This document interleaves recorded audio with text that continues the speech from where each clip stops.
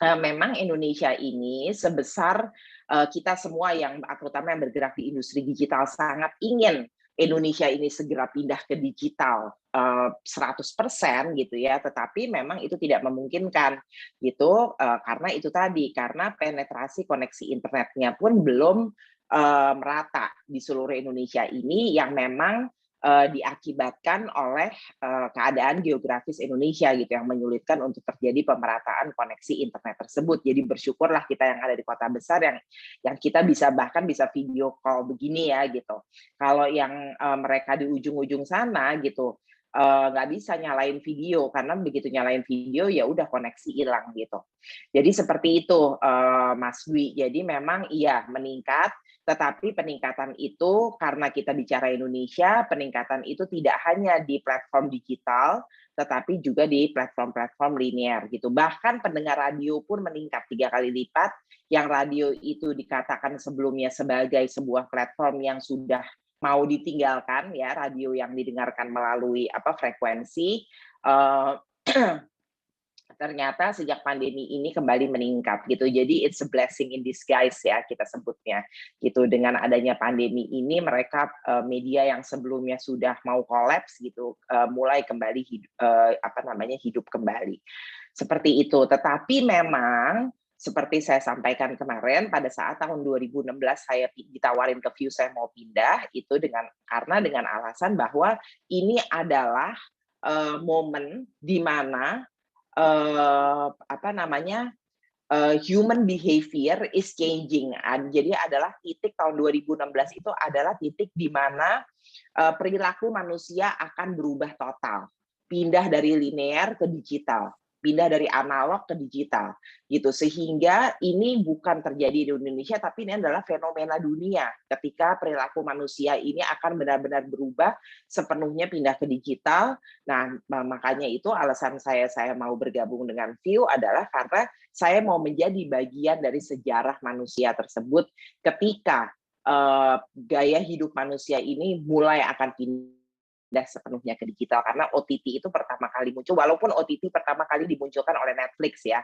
Jadi OTT itu adalah sebuah istilah yang sebenarnya diciptakan oleh Netflix ketika dia berpindah dari penyewaan film melalui email gitu. Jadi kalau Netflix itu kan ceritanya kan dia tadinya adalah penyewaan video beta, ya kan? Lalu dari penyewaan video beta dia pindah lagi ke penyewaan Laserdisc. Dari penyewaan Laserdisc akhirnya dia moving lagi menjadi penyewaan DVD. Setelah penyewaan DVD akhirnya dia maju lagi menjadi penyewaan film melalui email gitu. Lalu kemudian dia maju lagi menjadi penyewaan film melalui website sampai akhirnya dia menemukan teknologi OTT yang dia sebut OTT ini over the top gitu. Jadi dia bukan rental lagi tapi over the top. Kemudian teknologi tersebut yang diadaptasi oleh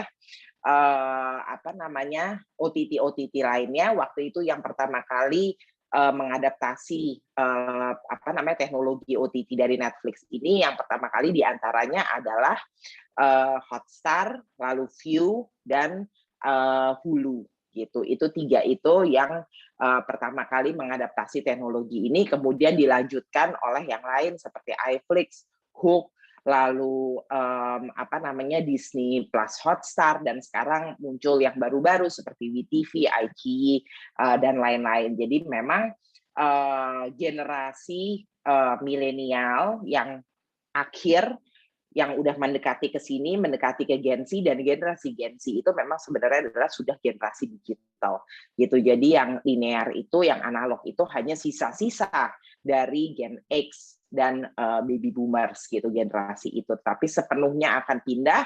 Nah, memang Indonesia termasuk, walaupun Indonesia di seluruh pasar Asia, Indonesia adalah negara yang paling dilirik oleh semua pemain digital ya, mulai dari apakah TikTok, apakah Facebook, apakah Instagram, apakah View, apakah Disney Plus Hotstar, apakah Netflix, dan lain-lain gitu ya. Indonesia itu adalah negara yang paling dilirik karena apa? Indonesia satu, jumlah populasinya sangat banyak, 270 juta. Yang kedua memang Indonesia yang mengalami peningkatan penetrasi penggunaan internet dan platform digital secara eksponensial pertumbuhannya gitu dalam beberapa waktu terakhir, dalam beberapa tahun terakhir, dan ke depannya memang diperkirakan Indonesia akan menjadi pasar dengan penetrasi internet tertinggi, salah satu yang tertinggi di dunia, tetapi tertinggi di Asia, setelah Cina, namun tetap tertinggi di Southeast Asia. Sehingga kalau kita di industri itu, ketika kita membagi pasar, itu kita membaginya biasanya Asia, lalu Southeast Asia, gitu kan. Nah, sekarang ini kalau di dunia digital udah nggak begitu lagi, ngebaginya itu Asia, Southeast Asia, Indonesia. Jadi Indonesia itu tidak digabungkan dengan Southeast Asia karena dia dianggap sebuah pasar yang perlu fokus sendiri. Gitu. Ceritanya Mas Dwi, cukup menjawab nggak pertanyaannya? Jawabannya. Ya, sudah menjawab Mbak Mira. Silakan, Ya. bisa dilanjut. Ya. Lalu tadi pertanyaan nomor 2 apa ya Mas Dwi ya? Aku lupa. Ya, setiap OTT itu memiliki karakteristik gitu ya, dan target audience. Nah, kira-kira apa yang membedakan satu OTT dengan yang lainnya? Gitu ya. Ya. Oke.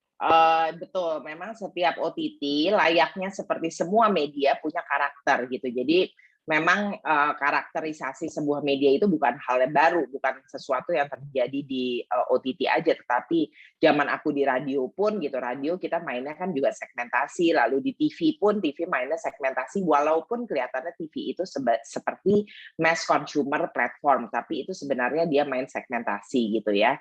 Lalu yang berikutnya adalah OTT. OTT menjawab pertanyaan Mas Dwi, OTT iya betul ada segmentasinya, walaupun segmentasinya itu tidak bisa terlihat kasat mata. Mungkin yang bisa lihat itu hanya yang orang bisnis atau orang yang main di industri itu gitu. Karena kalau kita ngomong umur gitu ya, semua OTT menarget usia yang sama tentunya, mulai dari usia semuda-mudanya sampai usia setua-tuanya yang masih bisa menggunakan platform digital. Tetapi apa yang membedakan adalah behavior atau karakter dari penontonnya, itu yang membedakan. Bukan juga karakter dari penontonnya, tetapi apa yang diharapkan penonton ketika dia mengunjungi sebuah platform. Walaupun berdasarkan riset ya, penonton OTT itu bukan loyal terhadap platformnya. Gitu. Berbeda dengan pendengar radio. Kalau pendengar radio itu dia loyal dengan platform. Pendengar Prambors seumur hidupnya hanya akan dengerin Prambors. Mulai dari dia muda sampai dia seumur saya, kalau dia dulunya waktu SMA, SMP dia pendengar Prambors, sampai sekarang dia tetap dengerin Prambors, ya kan? Kalau dia dari dulu pendengar female, maka dia akan selalu dengerin radio female dan seterusnya gitu ya. Begitu juga dengan TV gitu. Kalau udah biasa nonton RCTI, pasti dia nonton RCTI terus. Kalau udah biasa nonton Trans TV, dia pasti nonton Trans TV terus. Kalau udah biasa nonton Metro, dia nonton Metro terus dan seterusnya. Tetapi tidak demikian dengan OTT. OTT itu loyalitas bukan terhadap platform, itu karena inilah ya beratnya dunia digital ya. Persaingannya begitu ketat gitu ya. Apalagi ditambah perilaku manusia terhadap OTT itu berbeda dengan perilaku manusia terhadap media-media linear gitu. Nah, perilaku manusia terhadap sebuah platform digital itu adalah loyal terhadap kontennya. Contohnya apa? Contohnya kita kesampingkan dulu OTT ya. Contohnya Facebook gitu ya. Dulu semua orang main Facebook ya kan. Walaupun Facebook sekarang masih nomor 1 di Indonesia sebagai social media yang paling banyak dikonsumsi gitu, dan Indonesia memang Indonesia adalah negara yang memiliki pengguna Facebook terbesar di dunia, pengguna Instagram di dunia, pengguna TikTok di dunia, dan pengguna YouTube di dunia. Jadi di situ menggambarkan apa coba teman-teman? Karena Cina sebenarnya jumlah penduduknya jauh lebih banyak daripada kita. Amerika jumlah penduduk jauh lebih banyak daripada kita. Tapi kenapa pengguna pengguna Facebook, pengguna YouTube, pengguna TikTok, pengguna Instagram, pengguna Twitter ya, kenapa semuanya paling besar ada di Indonesia? Coba, kenapa? Siapa yang mau jawab? Nanti biasa kita dapat view premium dan merchandise. Yuk. Biar aku minum dulu, kalian jawab. Yuk. Mohon maaf, Mbak. Perkenalkan, saya Rayhan Lukmansyah. Saya merupakan mahasiswa dari Institut Pertanian Bogor. Di sini saya izin menjawab untuk pertanyaan dari Mbak Mira. Mungkin faktor utama dari mengapa Indonesia banyak menggunakan sosial media, ya, karena yang kita tahu itu dilihat dari jumlah penduduk, dan jumlah penduduk di Indonesia ini terbilang sangat besar gitu, apalagi untuk pengaruh media sosial yang ada. Dan zaman sekarang teknologi-teknologi yang ada itu bukan hanya dimiliki oleh penduduk pusat kota gitu, tapi terkadang sebagian masyarakat yang tinggal di pedalaman juga telah terhubung dengan adanya perubahan teknologi gitu, seperti mereka dari sebagian masyarakatnya ada yang memiliki gadget gitu. Jadi menurut saya itulah faktor utama mengapa Indonesia menjadi negara yang memiliki daya yang tinggi untuk sosial media yang ada gitu, Mbak. Terima kasih. Iya, bagus Rehan. Tapi seperti aku bilang, Cina dan Amerika itu penduduknya jauh lebih banyak daripada Indonesia, ya kan? Dan mengenai penetrasi teknologi, Cina dan Amerika itu jauh lebih tinggi daripada Indonesia. Jadi kenapa? Indonesia dengan 270 juta penduduk yang masih di bawah Cina dan Amerika, penetrasi belum setinggi, walaupun diprediksi akan menjadi negara dengan penetrasi tertinggi, internet tertinggi di Asia, tetapi tetap belum setinggi itu gitu. Kenapa? Tetapi pengguna sosial media tertinggi ada di Indonesia untuk semua jenis sosial media yang sedang trending, termasuk Telegram, ya kan? Nah, jadi kalau udah nggak ada yang mau jawab, aku jawab ya. Karena apa? Karena tingkat pengangguran di Indonesia sangat tinggi. Jadi ini ironis sekali sebenarnya. Gitu. Ini bukan sesuatu yang membanggakan ketika pengguna sosial media tertinggi itu dalam arti bukan user ya, gitu. Tetapi tertinggi dalam arti waktu yang dia pakai. Waktu yang dipakai oleh orang Indonesia untuk menggunakan sosial media. Contohnya, orang Indonesia nih, bukan contoh, ini data ya. Orang Indonesia menggunakan TikTok dalam satu hari itu 77 menit. Gitu. Jadi bayangin nggak, satu orang Indonesia itu yang menggunakan TikTok, mereka menggunakan TikTok setiap hari 1 jam 17 menit. Waktu dihabiskan untuk menggunakan TikTok. Sedangkan orang yang menggunakan TikTok tuh nggak menggunakan TikTok aja kan. Rata-rata yang menggunakan TikTok, dia juga menggunakan Instagram. Nah, orang Indonesia dalam satu hari menghabiskan waktu 45 menit di Instagram. Jadi kebayang nggak kalau dia pengguna TikTok dan dia pengguna Instagram, berarti 1 jam 17 menit ditambah 45 menit, 2 jam waktunya dia habiskan hanya untuk TikTok dan Instagram. Lalu di Facebook sendiri, pengguna Facebook di Indonesia menghabiskan waktu 1 jam setiap hari hanya untuk Facebook. Sedangkan pengguna Facebook itu rata-rata juga pengguna YouTube dan pengguna TikTok gitu. Sehingga kalau 1 jam untuk Facebook, 1 jam 17 menit adalah untuk TikTok. Sementara waktu yang mereka habiskan sendiri di YouTube itu setiap hari, orang Indonesia menghabiskan rata-rata waktu 2-3 jam di YouTube.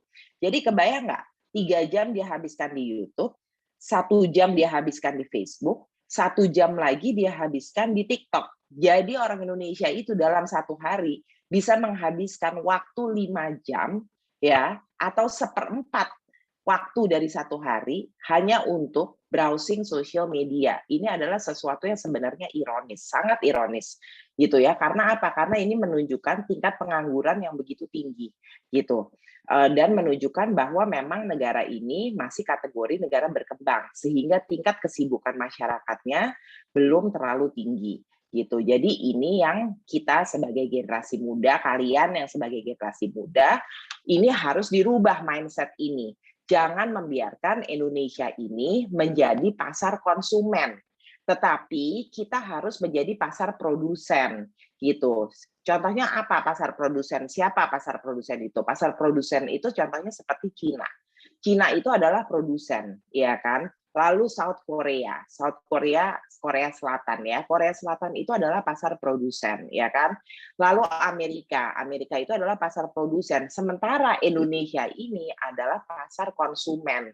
Itulah kenapa kita bagaikan dijajah oleh bangsa asing ini, even sampai sekarang ya, saya selalu bilang kita tuh masih seperti dijajah. Karena ini semua TikTok, Facebook, ya, Instagram, lalu Twitter, lalu YouTube, itu semua kan bukan perusahaan Indonesia, gitu. Netflix, Disney Hotstar, itu semuanya adalah perusahaan asing yang berusaha memonetize orang Indonesia, gitu. Orang Indonesia istilahnya kalau kita sapi, kita diperah habis-habisan, gitu, untuk mereka mendapatkan keuntungan karena itu tadi, karena orang Indonesia dengan mudahnya bisa dibuat terlena, bahkan saking terlenanya dia bisa menghabiskan 1/4 waktunya dalam sehari hanya untuk mainan sosial media yang sama sekali tidak produktif, gitu ya, kecuali mereka yang pembuat konten. Tapi dari 270 juta penduduk, seberapa banyak yang pembuat konten dan bisa menghasilkan, bisa memonetize sosial media itu dengan cara yang benar, ya kan? Gitu. Jadi sebagian besar masih adalah konsumen. Jadi itu yang harus kita rubah. Mari kita sama-sama mengubah bangsa ini menjadi bangsa yang dari bangsa yang konsumtif menjadi bangsa yang produktif. Sehingga ketika kita menjadi bangsa yang produktif, disitulah kita bisa pindah dari yang namanya negara berkembang. Kita tuh udah sejak merdeka sampai sekarang kategorinya negara berkembang. Jadi itu menjadi tanggung jawab ya, dan impian kalian gitu, bahwa ketika kalian masuk usia kerja nanti, tugas kalian adalah memindahkan Indonesia menjadi negara yang produktif dan pindah ke dalam kategori negara maju. Amin, gitu ya. Lalu aku melanjutkan kemarin materiku mengenai produksi di OTT, ya kan, gitu. Jadi produksi di OTT itu yaitu, aku ulang sedikit lagi dari kemarin, satu, kamu harus mengetahui target audiens kamu, ya kan. Lalu kamu harus harus menemukan opportunity dari target audiens tersebut, celah mana yang masih bisa dimasukin, celah mana yang belum digarap secara optimal oleh konten-konten yang ada, atau celah mana yang bahkan belum pernah digarap oleh konten-konten yang ada. Dengan kata lain, kalau di dalam industri itu disebutnya adalah menemukan unique selling proposition, atau sering disebutnya sebagai USP. Gitu. USP adalah unique selling proposition, adalah keunikan dari produk kamu yang membedakan produk kamu dengan berjuta produk yang ada, sehingga membuat produk kamu menjadi stand out. Ya, mungkin kamu sering dengar orang bilang adalah kalau bikin produk itu harus out of the box. Nah, itu paradigma itu tolong ya dicoret, udah nggak ada lagi teori out of the box. Karena kalau out of the box itu, kamu akan kembali lagi menjadi seniman independen zaman dulu, yang terserah gue mau bikin apa, yang penting gue suka, yang penting gue bisa menikmati, sabodo teuing orang lain gak suka, bukan urusan gue. Inilah gue seniman, bahkan gue rela mati dalam keadaan miskin, ya. Jadi lupakanlah out of the box itu, paradigma yang salah. Aku sampai sekarang kalau ngasih kuliah masih sering dengar ketika aku bilang, oke, jadi USP itu harus seperti apa? Harus out of the box, Bu, gitu. Kalau kamu out of the box, ya sekalian aja nggak usah susah-susah riset, kalau gitu ya bikin aja apa suka-suka kamu, nonton aja sendiri, nikmatin sendiri gitu. Nah, jadi USP itu bukan out of the box, tetapi dia harus unik, ya kan, unique selling proposition, keunikan yang menjadi daya jual kamu, tetapi harus inside the box, karena boxnya itu isinya adalah target audience kamu gitu. Kalau kamu mau unique selling proposition-nya itu harus yang bisa diterima oleh si target audience kamu itu. Makanya kalau kita bikin konten, terutama ketika untuk OTT ya, karena OTT itu kan sifatnya lebih fokus audience targeting gitu, lebih fokus kepada audience tertentu gitu kan. Nah, jadi kamu memang harus riset sampai dengan perilakunya juga gitu. Kira-kira kalau saya bikin konten yang seperti ini gitu, yang mengenai psikopat misalnya, apakah orang Indonesia ini akan tertarik gitu terhadap konten mengenai psikopat. Nah, kalau di View kita ya ada yang disebutnya adalah konsep testing. Jadi semua jadi kalau dibilang saya ditanya ya, jadi formulanya View itu kalau bikin konten apa? Nggak tahu, nggak ada formulanya. Formulanya adalah riset gitu. Makanya riset itu sebenarnya ya kalau di Hollywood, di Bollywood atau di Eropa atau di Korea gitu ya, ketika 100% dari biaya produksi itu kan kemarin aku udah cerita 100% biaya produksi itu 2/3-nya adalah untuk biaya marketing, ya kan? Sisanya yang 1/3 itu adalah untuk biaya produksi. Produksi itu di dalamnya termasuk riset, termasuk development, lalu termasuk pre-produksi, lalu produksi dan post-pro itu ada di 1/3 itu, ya kan? Nah, di 1/3 itu biaya riset itu ada di mana? Riset dan development. Biaya riset dan development itu adalah 50% sendiri dari 1/3 yang dari keseluruhan biaya produksi itu, gitu. Jadi misalnya nih ya, biaya produksinya adalah misalnya 9 juta gitu ya. 9 juta 2/3-nya berarti 6 juta itu adalah biaya marketing, ya kan? Nah, 3 jutanya itu adalah biaya tadi, riset, development, pre-production, production, dan post-production, ya kan? Nah, 3 juta itu 50%-nya sendiri adalah untuk riset. 1,5 juta sendiri untuk riset, yang 1,5 juta lagi yang dibagi-bagi untuk development, pre-production, production, dan post-pro. Jadi itulah struktur pembiayaan atau struktur biaya sebuah produksi konten video yang benar. Apakah itu film, apakah itu serial, itu teorinya sama. Sesungguhnya seperti itu, ya kan? Nah, riset inilah yang menjadi kenapa riset bisa 50% sendiri? Karena kesuksesan konten kamu itu semuanya tergantung dari riset kamu. Semakin kamu dalam risetnya, semakin kamu menggali begitu banyak informasi selama riset, maka itu juga yang akan semakin detail juga hasil karya film atau serial kamu tersebut gitu. Karena berdasarkan riset. Sehingga misalnya sesimpel misalnya adegannya adalah adegan di kamar tidur seorang perempuan ya, seorang teenager usia 17 tahun. Kamar tidurnya tuh harus seperti apa? Posisi tempat tidurnya di mana? Posisi meja riasnya di mana? Posisi meja belajarnya di mana? Itu semua taunya dari mana? Taunya dari riset. Makanya kalau kamu nonton film Hollywood, nonton film Korea, atau kamu nonton film-film Cina, kamu nonton film Eropa, itu semuanya kelihatan begitu real gitu, atau Bollywood gitu ya. Itu semuanya kelihatan begitu real gitu, tidak kelihatan seperti dibuat-buat. Karena apa? Karena mereka semuanya menggunakan riset. Sampai setting set shooting aja semuanya menggunakan riset. Nah, kalau di View kita ada yang namanya bagian risetnya itu ketika kita akan produksi itu disebutnya konsep testing. Konsep testing adalah ketika semua filmmaker masukin cerita ke View. Setiap hari kita menerima ratusan cerita dari berbagai filmmaker, baik yang amatir sampai dengan yang super profesional, misalnya seperti Ram Punjabi, seperti Manoj Punjabi, seperti Chan Parwes gitu ya, sampai dengan seamatir-amatirnya seperti yang kemarin baru menang View Pitching Forum yang 2021, Futria. Futria tuh anak usia, Pak Dali ada di sini nggak? Futria tuh mahasiswa mana ya? Bandung, Pak. Ya, alumni. ITB ya? Bukan, ISBI Bandung kalau nggak salah. Oke, dia tuh umur berapa? 21 ya? 22? Iya, sekitar segitu ya? Iya, sekitar segitu. Ya, jadi Futria itu contohnya yang menang View Pitching Forum kemarin, yang kemudian nanti 2022 dia akan masuk produksi nih Futria. Gitu karyanya dia. Sebelumnya lagi yang pernah jadi pemenangnya View Pitching Forum antara lain adalah Sally Anom ya.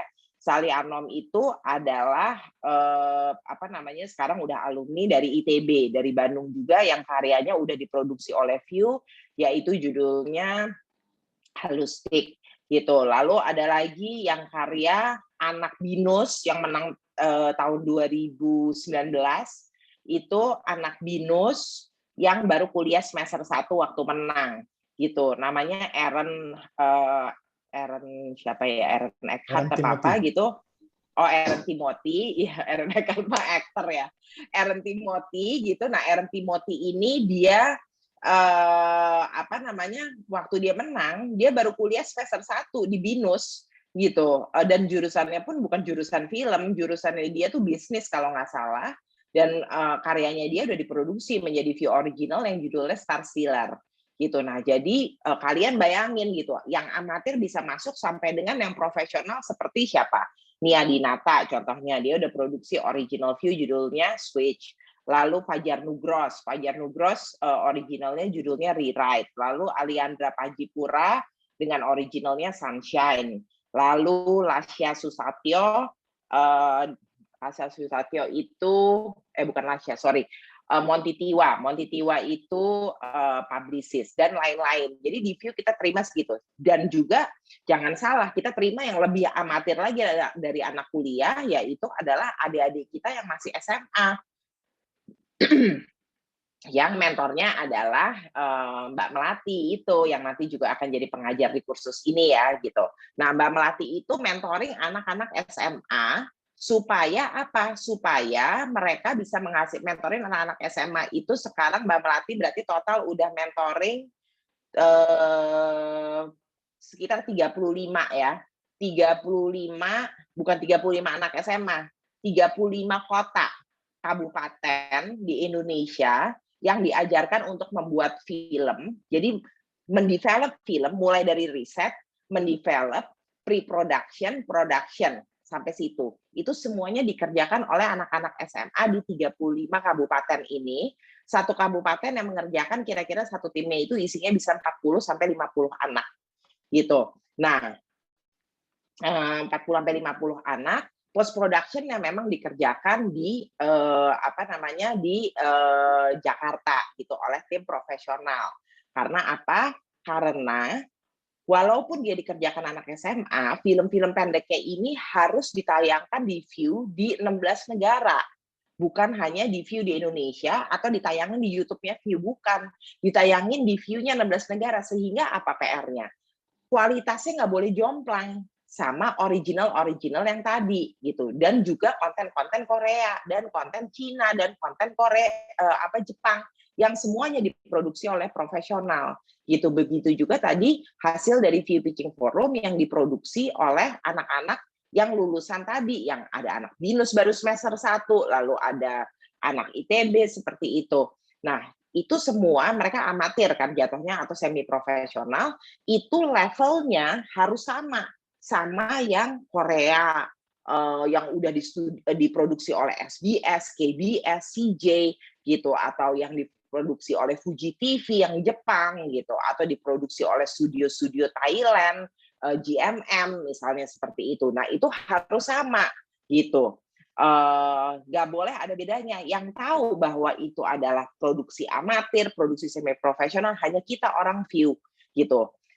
Sementara kalau penonton nggak tahu, nggak boleh, mereka nggak seandainya mereka tahu pun mereka nggak peduli gitu. Pokoknya gue nonton, gue suka gitu, ya kan. Nah, jadi semuanya itu supaya kualitasnya itu sama, supaya semuanya mendapat porsi yang sama in term of dikonsumsi oleh penonton, maka kekuatannya ada di kekuatan riset gitu. Kekuatannya adalah di riset dan development-nya tersebut, sehingga tadi itulah kenapa kalau udah biaya produksi udah dipotong biaya marketing, udah tinggal produksi doang, biaya terbesar tetap ada di riset dan development gitu ya.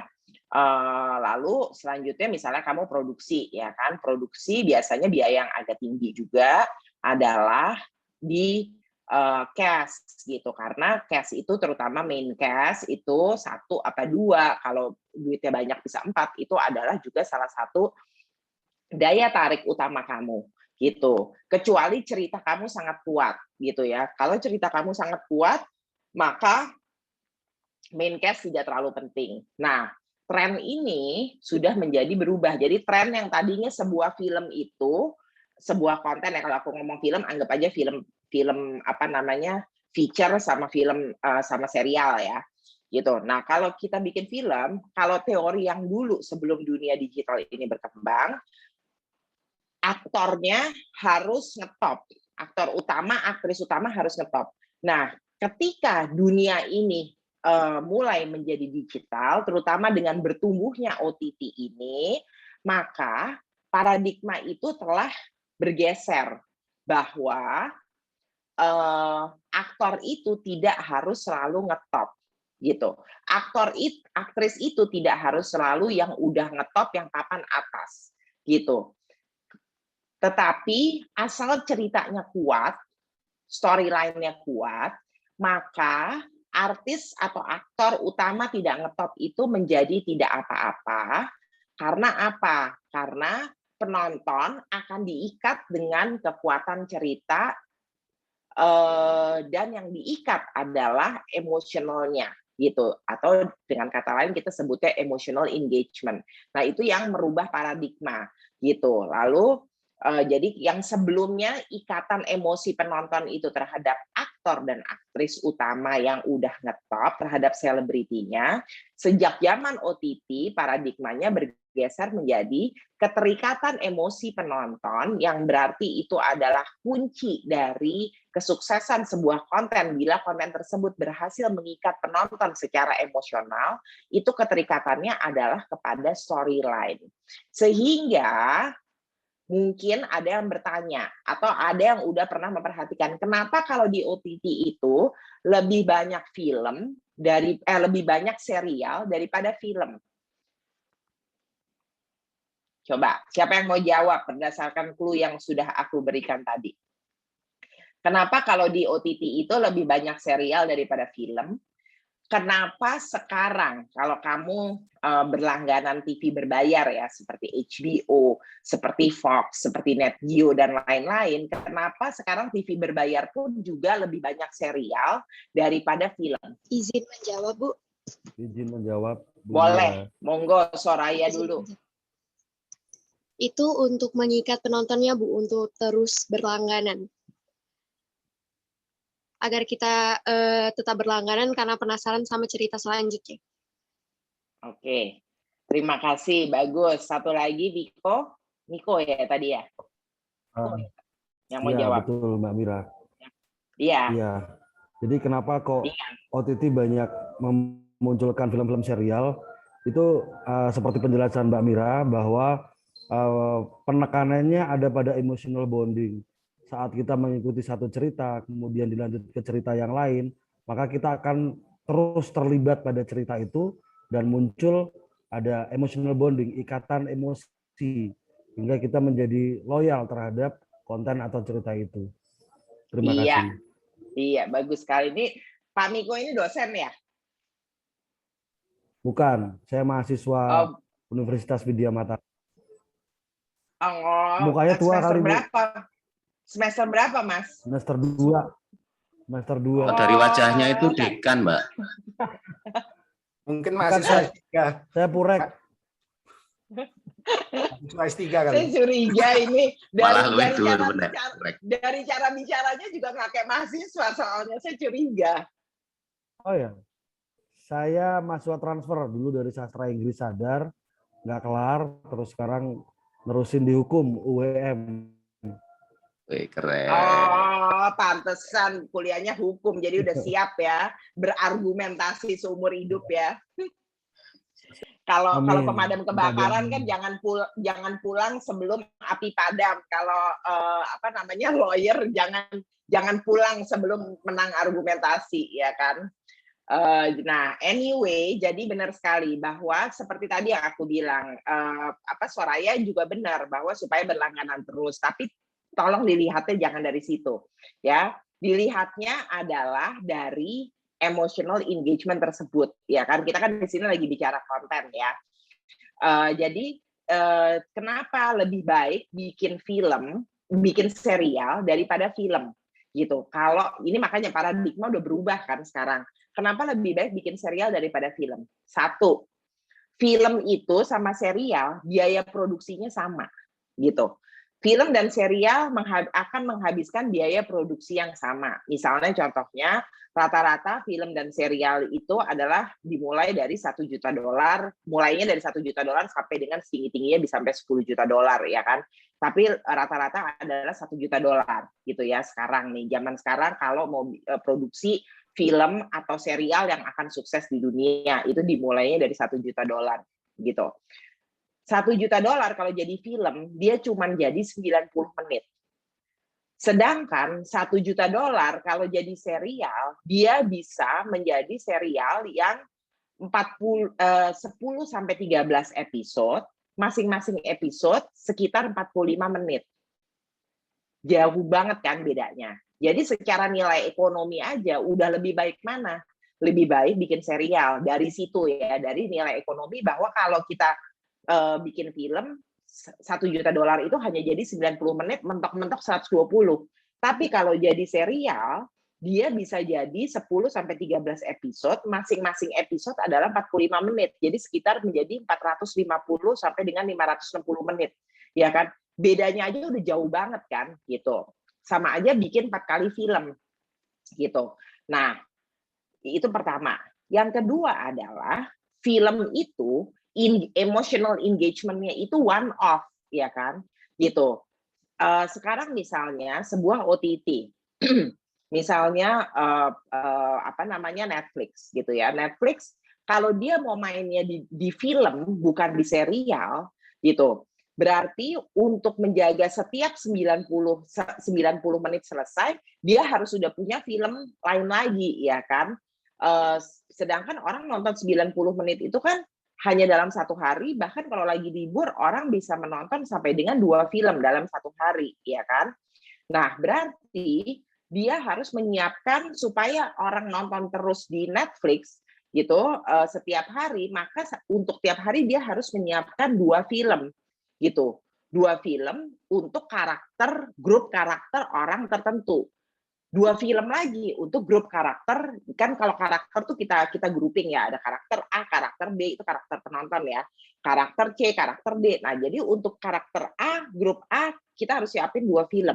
Grup B harus siapin 2 film. Sementara karakter itu sampai dengan 10 karakter. Jadi kalau 10 karakter, satu grup karakter harus disiapkan 2 film dalam satu hari, berarti satu hari harus menyiapkan 20 film untuk meng-cater atau mengakomodir kebutuhan si 10 grup karakter ini. Padahal satu film adalah $1 juta. Berarti satu hari investasinya adalah $20 juta. Kali sebulan, berapa itu udah, ya kan? Nah, jadi Soraya tadi benar bahwa yang pertama pikirannya sebagai content creator adalah emotional engagement-nya dulu gitu. Emotional engagement seperti tadi, kalau film emotional engagement-nya hanya 90 menit. Kalau serial emotional engagement-nya itu antara 450 sampai dengan 560 menit, ya kan? Yang berarti apa? Yang berarti memperpanjang lifetime atau masa hidup seorang konsumen di dalam platform kita, gitu. Jadi bukan karena langganan ya Soraya, karena kayak di View kan kamu nonton gratis, kamu nggak usah langganan, gitu. Jadi bukan karena kita mau mentarget supaya orang langganan sebanyak-banyaknya, enggak. Kalau di View kalian seumur hidup mau nonton gratis juga boleh gitu, tapi kalian akan terekspos oleh iklan gitu kan. Karena kalau nggak ada iklan terus view-nya suruh hidup dari mana dong? Gimana caranya View bikin konten-konten yang lebih bagus lagi untuk pemirsa View, menyediakan konten-konten yang bagus untuk pemirsa View kalau View memberikan semua konten gratis, bahkan nggak ada iklan gitu. Jadi itu sebuah trade off ya namanya kalau di ekonomi gitu. Kamu nonton gratis tapi kamu harus bersedia lihat iklan. Seperti kamu nonton FTA kan, free to air TV kan. Kamu nonton free to air TV gratis, tapi kamu harus lihat iklan karena kalau nggak gimana TV itu mau hidup gitu. Kalau kamu nggak mau lihat iklan, maka kamu harus bayar langganan gitu kan. Sama aja ceritanya adalah karena kamu bayar langganan, maka kita bisa terus menciptakan konten-konten, menyediakan konten-konten yang bagus untuk pemirsa di Indonesia gitu. Itu semua sama teorinya, mau View, mau Netflix, mau platform-platform yang lain, Disney Plus, itu semua teorinya sama gitu ya. Nah, kembali lagi tadi memperpanjang lifetime. Karena kenapa? Karena aku bilang tadi bahwa berbeda dengan media linier, di mana loyalitas audiens itu adalah terhadap medianya. Kalau di dunia digital ini loyalitas itu adalah terhadap konten. Contohnya tadi aku lupa nggak diterusin tadi. Contohnya yang dulunya pada pakai Facebook, begitu ada Instagram, karena di Instagram bisa bikin kontennya lebih menarik gitu ya.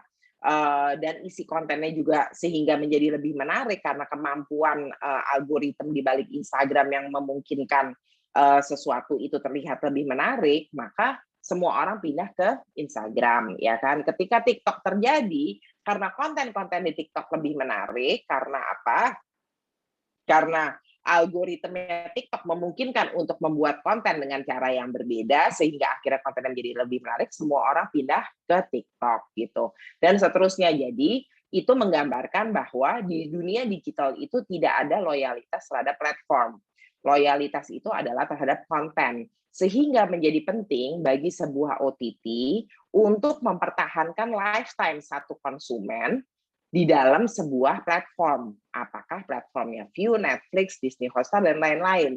Karena satu konsumen OTT itu, dia selalu tidak hanya berlangganan satu OTT, tetapi dia berlangganan banyak OTT pada saat yang bersamaan. Kenapa dia berlangganan banyak OTT pada saat yang bersamaan? Karena itu tadi, karena loyalitasnya adalah terhadap konten. Gitu. Nah, sehingga ketika seorang konsumen itu sudah berhasil masuk ke sebuah platform OTT, maka sang OTT akan berupaya sekeras-kerasnya untuk mempertahankan konsumen tersebut bertahan terus di dalam Viu, bahkan ketika konten yang sudah dia tonton selesai, gitu. Karena mempertahankan supaya dia jangan sampai churn itu bahasa kita kalau di OTT ya atau di dunia digital. Churn itu artinya churn itu bahasa Indonesianya apa ya? Terputus ya, terputus atau keluar lah gitu ya. Jadi hubungannya terputus tadi, atau dia jangan sampai dia keluar dari platform kita. Karena begitu keluar dari platform kita, misalnya dia keluar dari platform kita, terus dia menemukan konten yang menarik, let's say di Netflix, dia masuk di Netflix, sama Netflix juga akan mempertahankan sekuat-kuatnya si konsumen tersebut supaya jangan sampai dia keluar lagi pindah ke Viu. Nah, jadi caranya mempertahankan engagement tersebut dengan penontonnya, mempertahankan. Jadi kalau ilmunya marketing ya, ini sih semua ilmu marketing sama awareness ya, funnel marketing itu dari awareness, acquisition, lalu loyalty. Di dalam loyalty sendiri itu funnelnya ada 3, retention, engagement, dan stickiness gitu. Nah, funnel ini sangat berlaku di dunia digital.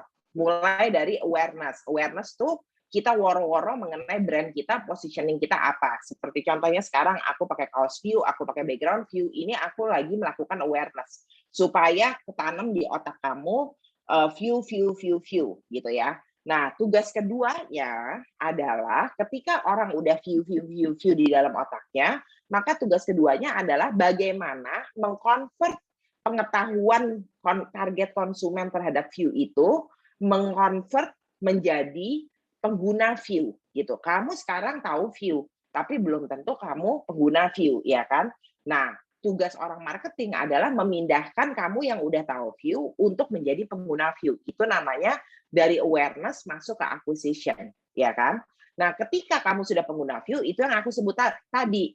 Kalau kita di marketing, kita istilahnya adalah dia sudah masuk perangkap kita, gitu. Kalau dia konsumen tuh digambarkan sebagai hewan berburu tuh gitu. Nah, si hewan berburu ini, si target audience ini udah berhasil kita masukkan ke dalam perangkap kita gitu.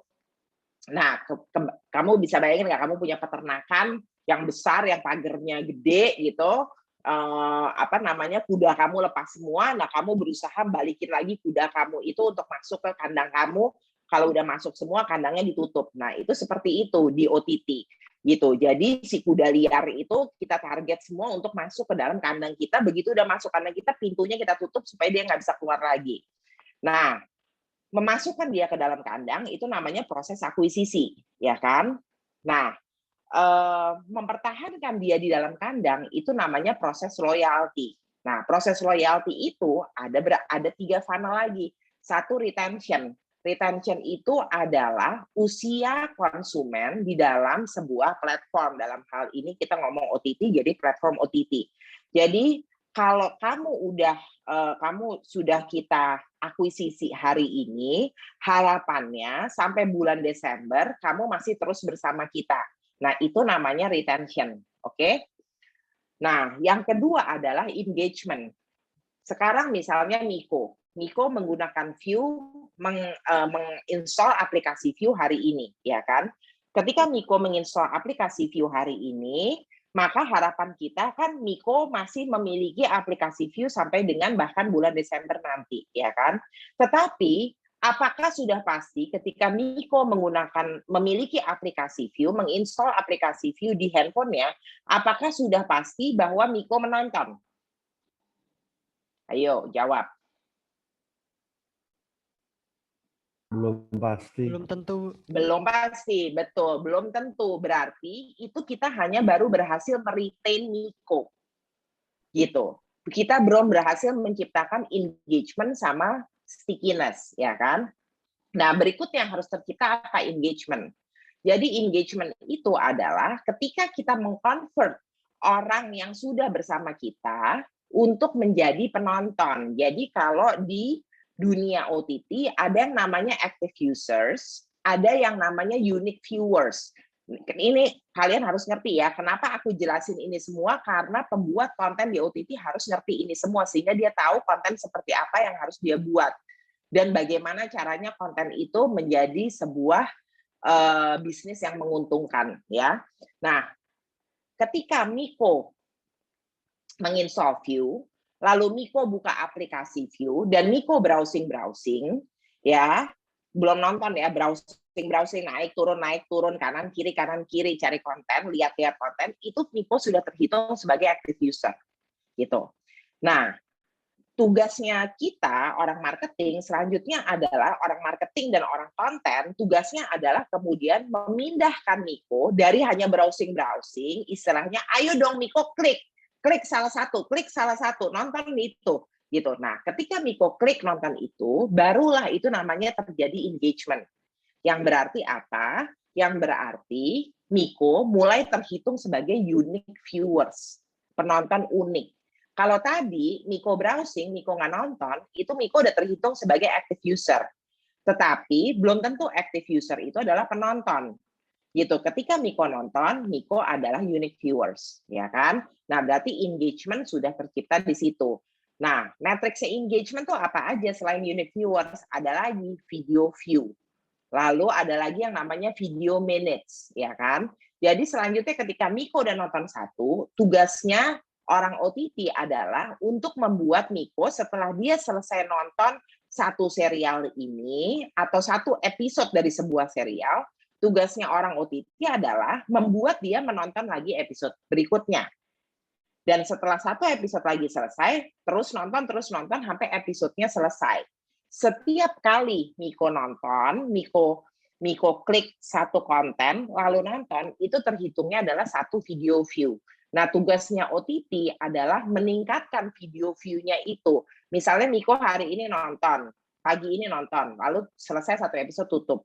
Siang Miko nonton lagi, gitu, buka lagi, nonton lagi,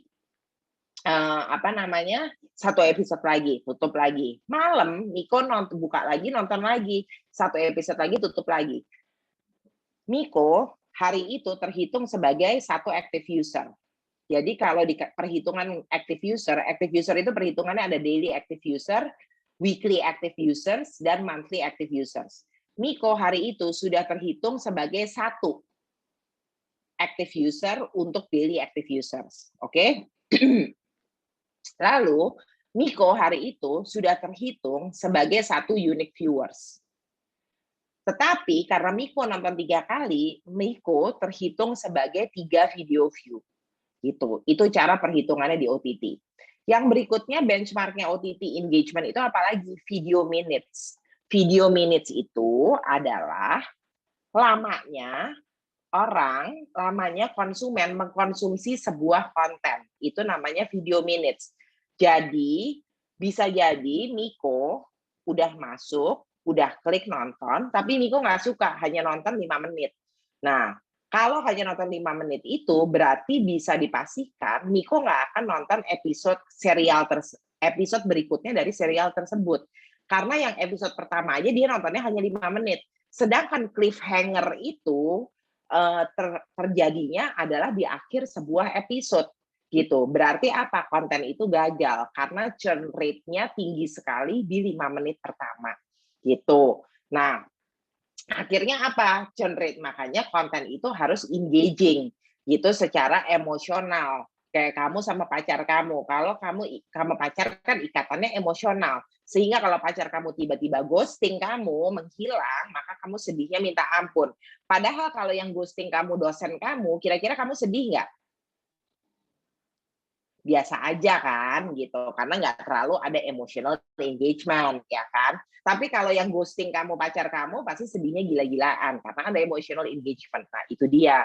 Jadi, emotional engagement itu penting, sangat penting untuk dibangun terutama di episode 1. Supaya apa? Supaya memastikan konsumen itu, penonton itu melanjutkan ke episode 2, ya kan?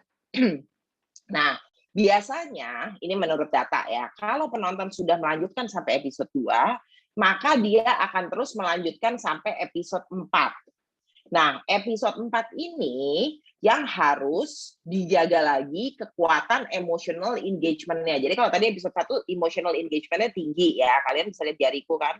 Tinggi. Lalu 2, 3, episode 4 itu harus naik lagi, tinggi lagi. Gitu. Karena apa? Kalau orang lolos menyelesaikan episode 4, maka bisa dipastikan dia pasti melanjutkan ke episode 5. Tapi kalau dia tidak menyelesaikan episode 4, maka bisa dipastikan dia churn, dia keluar. Sehingga episode 4 itu emotional engagement-nya harus tinggi lagi dan cliffhanger-nya harus begitu kuat. Supaya dia melanjutkan ke episode 5. Episode 5 turun lagi, 6, 7 mulai naik, 8 naik lagi. Karena apa? Titik ketiga ada di 8. Kalau orang menyelesaikan episode 8, maka dia dipastikan, kalau episode total ada 13, maka dipastikan dia akan menyelesaikan sampai episode 10 atau episode 13. Kalau episode 10 atau 13 ya. Hampir nggak mungkin orang kalau udah menyelesaikan episode 8 nggak menyelesaikan sisa dari serial tersebut kalau dia 10 atau 13 episode. Tetapi kalau episode 8 aja nggak selesai, maka bisa dipastikan orang itu churn. Sayang kan, kita udah berusaha menjaga dari episode 1 sampai episode 8. Kalau misalnya 1 minggu keluarnya 2 episode, berarti udah 1 bulan kita berusaha menjaga penonton tersebut, yang ada dia keluar bahkan sebelum akhirnya episode selesai, title selesai, ya kan? Nah, kalau jumlah episode adalah 16, maka 8 harus lolos, begitu 8 lolos, 9 turun, 10 turun, 11 naik, 13 adalah titik berikutnya lagi. Titik pertahanan berikutnya. Kalau dia berhasil melewati episode 13, maka bisa dipastikan dia akan menyelesaikan sampai episode 16. Tapi kalau dia tidak berhasil menyelesaikan episode 13, maka bisa dipastikan dia churn. Lebih sayang lagi, ya kan? Udah 6 minggu atau 7 minggu kita berusaha mempertahankan dia, habis itu dia pergi begitu aja tanpa menyelesaikan serial tersebut gitu. Kalau episodenya lagi, misalnya episodenya sampai 29 gitu, maka titik setelah 16 itu ada di mana? Di 21 gitu. Kalau episodenya sampai 29 ya, titik berikutnya ada di 21 gitu. Kalau dia lolos 21, maka udah pasti dia nyelesain sampai 29 gitu. Nah, itu 1 engagement-nya ya kan. Nah, ketika dia udah sampai nyampe episode 29, berarti udah episode terakhir kan. Di situ semua OTT udah deg-degan. Karena apa? Karena takutnya orang itu setelah serial tersebut selesai, orang itu churn pindah ke OTT lain.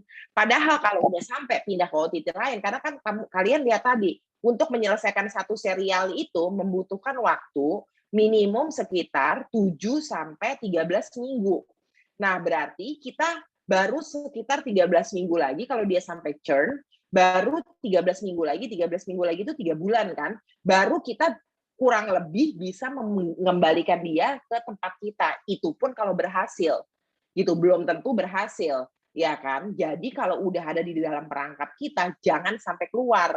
Nah, jadi kalau episode udah mau selesai, ya kan? Gimana caranya supaya walaupun title serial tersebut udah selesai, dia tetap kembali lagi ke view. Nah, frekuensi atau tingkatan seorang konsumen kembali lagi ke sebuah platform itu adalah yang namanya stickiness gitu. Jadi retention itu mempertahankan seseorang di dalam konten kita, di dalam platform kita, tetapi tanpa melihat apakah orang itu berinteraksi dengan kita atau engagement tadi, ataukah orang itu kembali lagi datang ke kita untuk berinteraksi dengan kita gitu.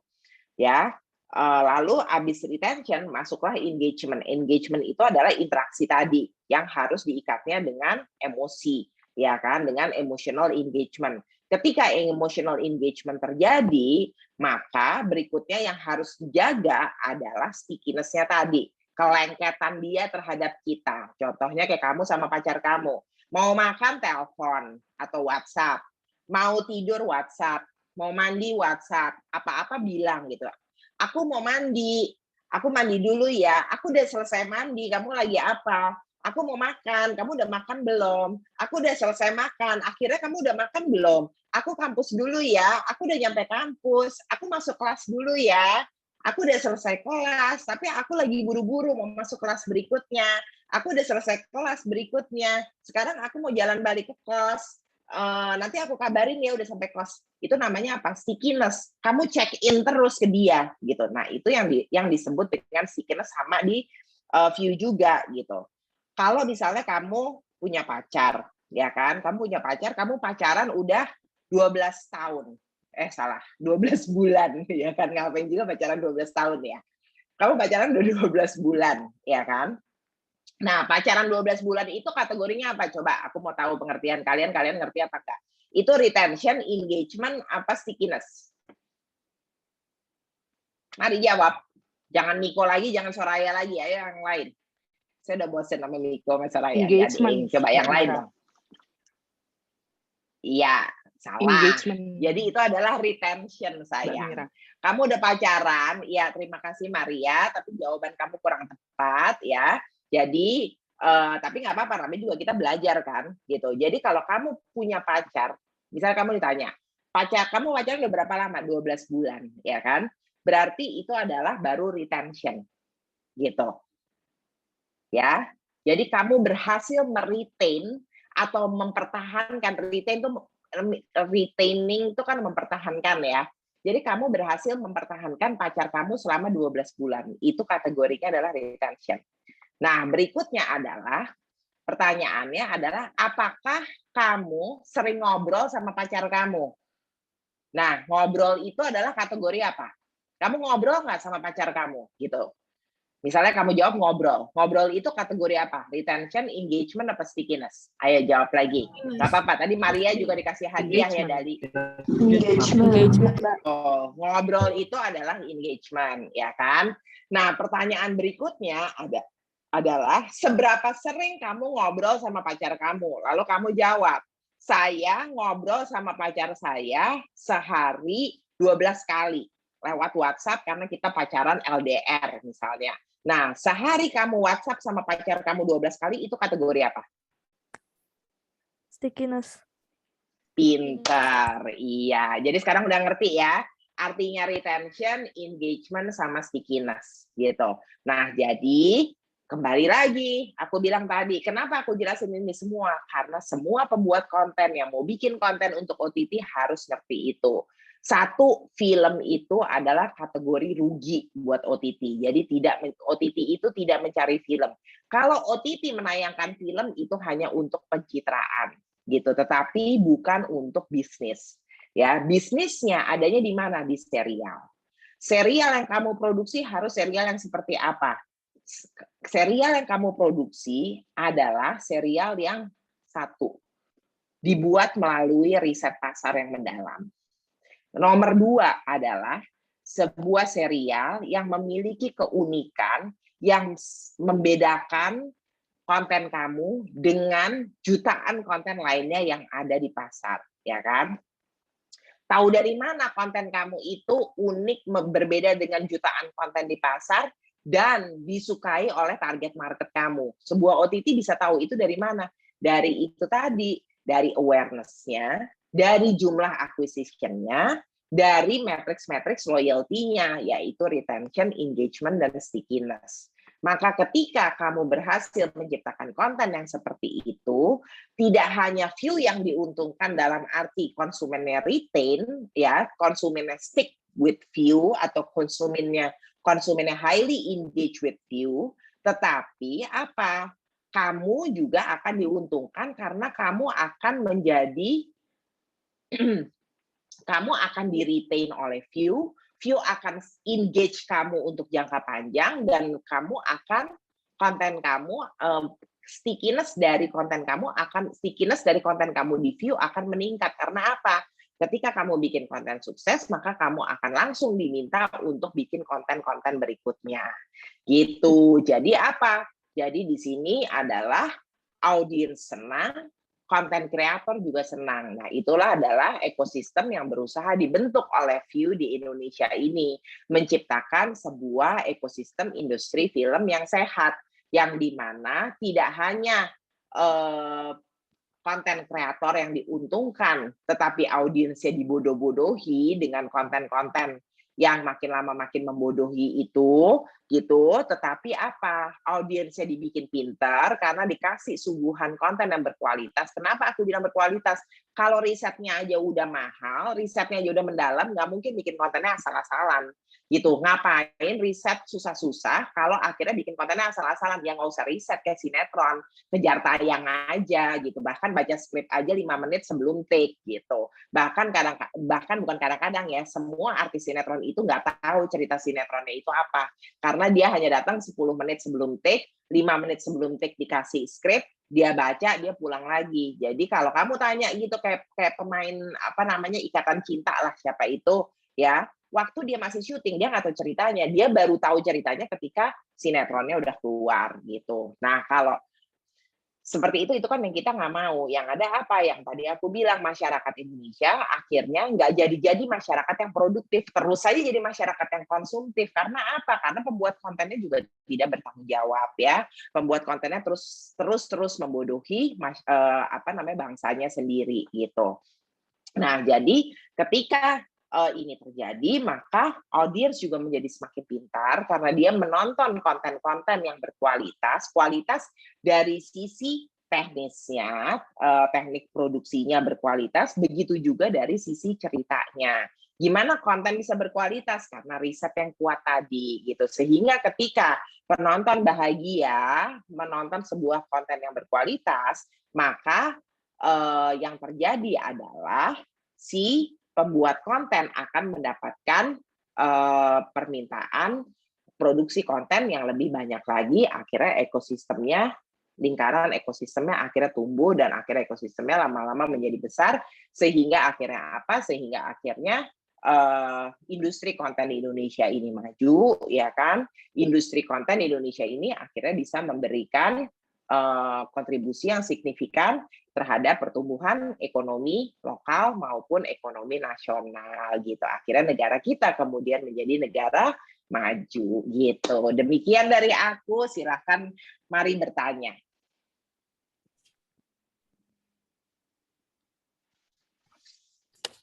Mbak Mira, saya Maria.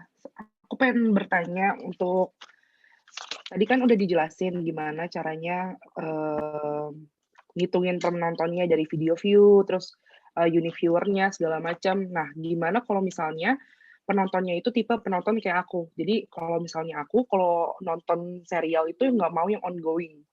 Jadi aku nonton ya kalau udah selesai kayak gitu. Dan itu biasanya jadi aku nunggu agak lama kayak gitu. Itu gimana ngitungnya?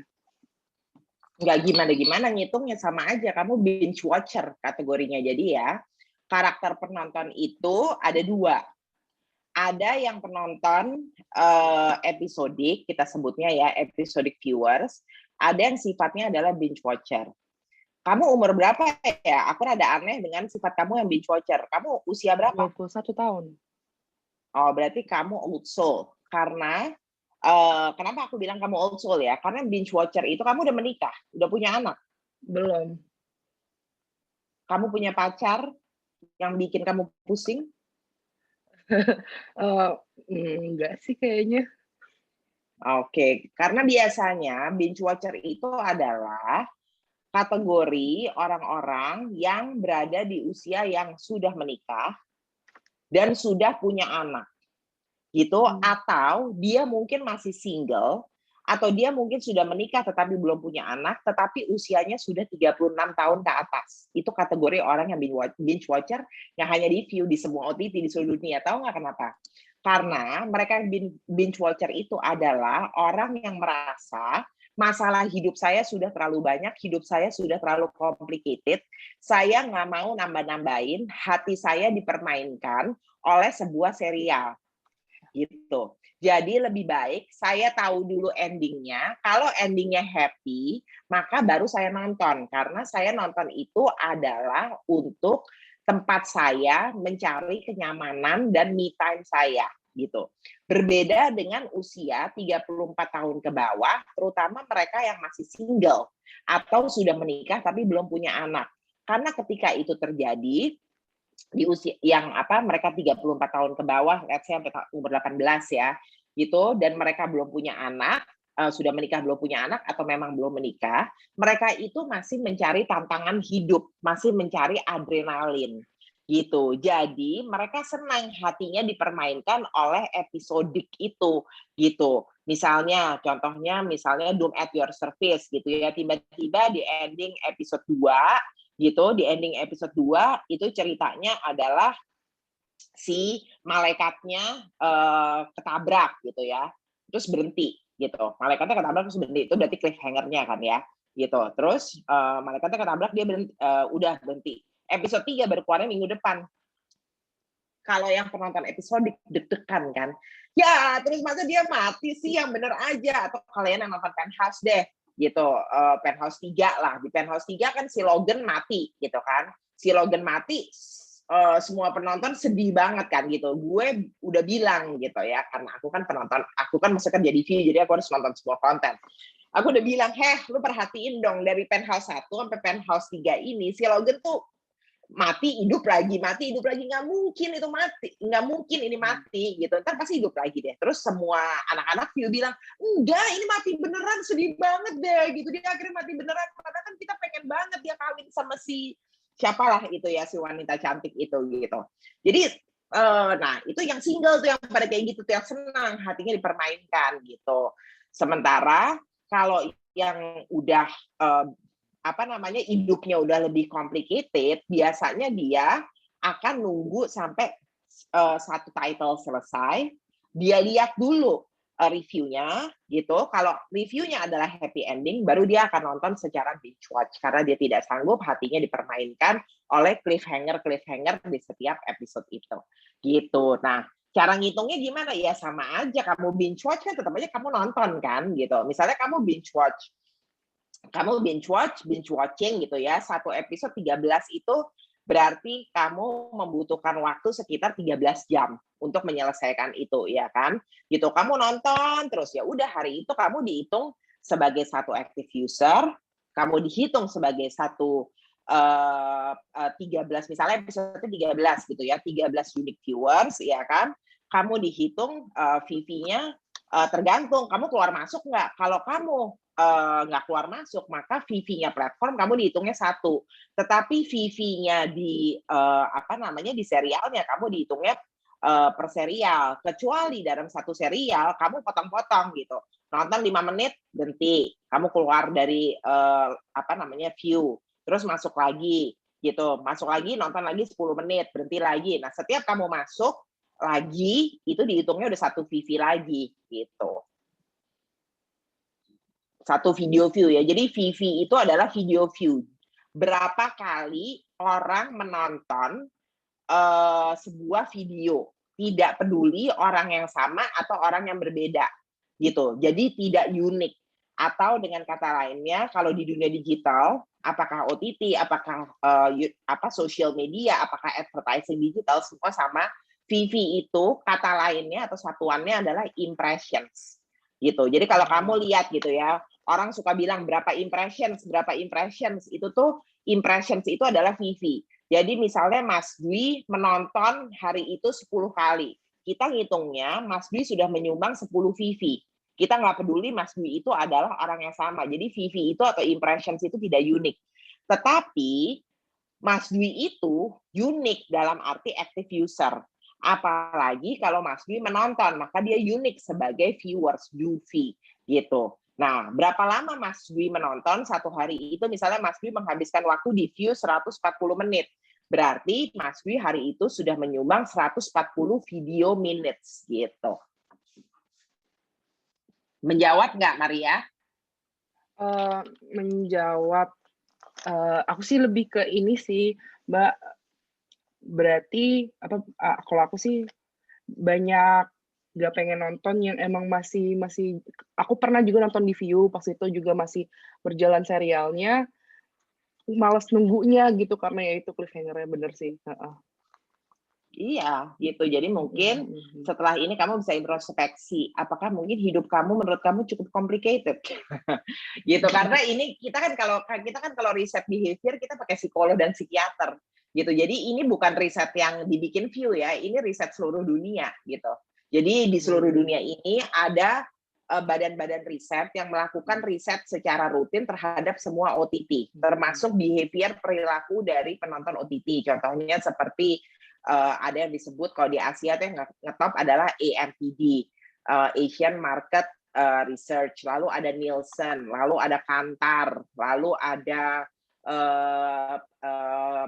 banyak lagi gitu badan-badan riset gitu, ada FNI gitu, lalu ada yang namanya Tableau, ada yang namanya Amplitude seperti itu.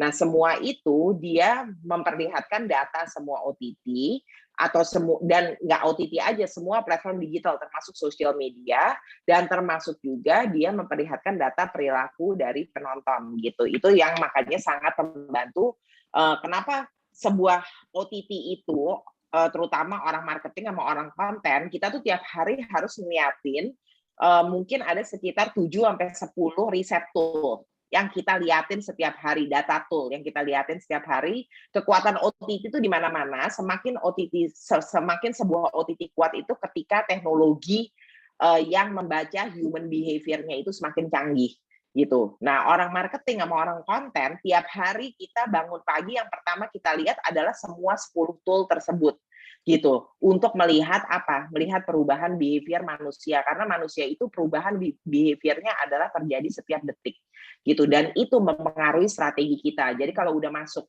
nanti kalian di usia kerja, kalian masuk platform digital, kerja di platform digital apapun itu, strategi itu harus tahan stres ya gitu. Harus tahan stres, atau yaitu aku bilang tadi waktu kemarin, kalian harus suka sama pekerjaannya. Karena apa? Di platform digital itu perubahan terjadi hampir setiap menit gitu. Jadi hari ini misalnya aku bilang oke, strategi kita A, 1 jam lagi aku bisa berubah. Aku bilang oke, kita ganti strategi ke B. Karena apa? Karena data konsumen itu bergerak terus gitu. Dan karena data konsumen bergerak, kompetitor kan bukan aku doang yang liatin data itu, semua pemain di industri liatin data itu, mereka juga bergerak gitu. Jadi OTT yang bertahan itu adalah OTT yang hanya 2. Sebenarnya hanya satu, OTT yang jago membaca perubahan perilaku manusia gitu. Hanya itu. Dijawabnya melalui apa? Melalui teknologi atau algoritma yang ngetop namanya. Yang kedua adalah melalui konten. Tapi konten itu terjadi karena apa? Konten itu terjadi karena dia baca algoritmnya. Gitu. Algoritma terjadi karena apa? Algoritma terjadi karena dia membaca insight. Gitu. Ya. Terima kasih Mbak Mira. Jadi terima kasih Maria. Kalau mau curhat minta nomor teleponku sama Dali ya, nanti WhatsApp ya, curhat ya. Oke, siapa lagi yang mau nanya? Mbak. Izin bertanya, Mbak. Nah, tunggu. Oka kan kemarin udah. Oka habis ini tadi yang satu lagi, yang sebelum Oka tadi ada yang muncul cowok. Saya Bu. izin bertanya. Oke, Aziz. Oke, perkenalkan saya Aziz dari Institut Seni Yogyakarta. Izin bertanya Bu, sebenarnya saya kan juga termasuk penikmat mengikuti drama Korea dan drama Cina ya Bu. Nah itu kan memiliki strategi pemasaran yang berbeda. Jadi ada kalau drama Korea kan lebih mengarah ke jumlah episode yang hanya ya 16 atau 20 Aziz, sorry kamu terputus-putus. Iya, coba ya. Atau Korea 21, oke. Kalau Cina? Oke. Ya, Aziz? dengan Cina kan bisa sampai 40 sampai 50 episode gitu satu serinya. Nah, itu beberapa perusahaan itu kan memiliki strategi pemasaran yang berbeda. Nah, itu memiliki resiko yang sama nggak sih Bu? Dia sama-sama punya resiko untuk penonton itu tuh bosan akan alur ceritanya jika tidak pintar memilih episode-episode tadi yang jika berlanjut di episode 1 lanjut ke episode 2, begitu lanjut episode 2 episode 4 gitu. Jika tidak pintar meletakkan posisi episode itu apakah memiliki resiko yang sama antara 16 episode dan 51 episode gitu. Dengan pertanyaan yang terakhir, seperti halnya beberapa platform kan memberikan fitur download episode nonton secara offline. Itu perhitungannya apakah masuk Bu? Dan semisal masuk, apakah itu termasuk menurunkan perhitungan? Karena kan sebenarnya banyak juga orang yang memilih untuk mendownload terlebih dahulu baru menonton seperti itu. Ya. Terima kasih Bu atas kesempatan. Terima kasih Aziz atas pertanyaannya, bagus sekali. Jadi yang pertama ya, menjawab yang pertama dulu. Nanti kalau aku lupa, aku nanya lagi pertanyaan yang kedua ya. Tapi aku ingat pas sejauh ini.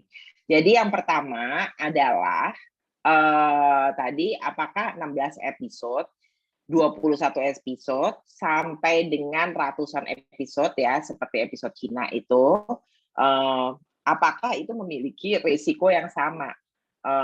Kalau kita ngomong resiko bisnis ya, otomatis yang 21 episode pasti lebih rendah biaya produksinya dan biaya marketingnya daripada yang 60 episode. Itu udah pasti ya kan, gitu. Jadi kalau kita ngomong resiko bisnisnya, ya udah pasti lebih besar resiko bisnis yang 60 episode. Semakin banyak jumlah episodenya, maka resiko bisnisnya semakin besar, ya kan? Gitu. Karena apa? Karena biaya produksinya juga semakin tinggi, biaya marketingnya juga semakin tinggi, gitu. Yang kedua adalah resikonya juga menjadi semakin besar karena apa? Karena effort yang harus dilakukan oleh tim marketingnya untuk mempertahankan retention, engagement, dan stickiness-nya menjadi jauh lebih berat. Gitu. Karena apa? Karena bayangin nggak tadi aja aku bilang, tahan aja dulu episode 1. Kalau kamu udah berhasil menahan episode 1, tahan lagi di episode 4. Kalau kamu udah berhasil menahan di episode 4, tahan lagi di episode 8. Kalau kamu udah berhasil menahan di episode 8, tahan lagi di episode 13. Episode 13 kamu berhasil nahan, tahan lagi di episode 16. 16 berhasil nahan, tahan lagi di episode 21. 21 berhasil nahan, maka di diperkirakan dia akan lolos sampai 29, ya kan? Nah, setelah itu kalau dia 60 episode, ya kan, atau ratusan episode, kebayang nggak gitu? Berarti yang bikin konten itu si penulis ceritanya harus jago banget, karena bayangin nggak, memikirkan cliffhanger yang sangat kuat di setiap episode itu adalah sebuah PR yang cukup berat. Apalagi kamu harus mikirin cliffhanger di 59 episode, kalau episode tadi 60. Kalau dia bukan penulis yang udah jago, dan dia bukan punya riset yang mendalam, gitu, nggak mungkin dia bisa, gitu. Nah, jadi itu tadi, resikonya lebih besar yang 60. Tentunya, karena apa? Karena itu tadi, karena effortnya juga akan semakin besar untuk mempertahankan itu. Nah, berarti selain penulisnya effort, yang harus effort lagi siapa? Marketingnya. Berarti biaya marketingnya juga akan semakin besar, gitu, karena dia harus mempertahankan penonton sampai 60 episode, ya kan? Gitu. Nah, yang berikutnya lagi adalah tetapi ya ketika profit, mana yang lebih menguntungkan, yang 21 episode atau yang 60 episode kalau seandainya itu disukai penonton gitu ya. Nah, ketika itu disukai penonton, tentu yang menghasilkan profit lebih besar adalah yang 60 episode gitu. Karena apa? Karena jumlah penontonnya lebih banyak, satu, ya kan? Yang kedua adalah video view-nya itu jauh lebih tinggi gitu. Kenapa aku bilang video view jauh lebih tinggi itu menguntungkan? Karena video view itu, tadi aku bilang, dia equal dengan impressions. Nah, unit impressions itulah yang dijual ke pengiklan. Jadi semakin banyak jumlah episode yang ditayangkan dan ditonton oleh begitu banyak orang, maka semakin banyak juga iklan yang bisa masuk ke setiap episode itu. Misalnya contohnya di view, kalau kamu nggak berlangganan, kamu free, maka kamu terekspos oleh iklan.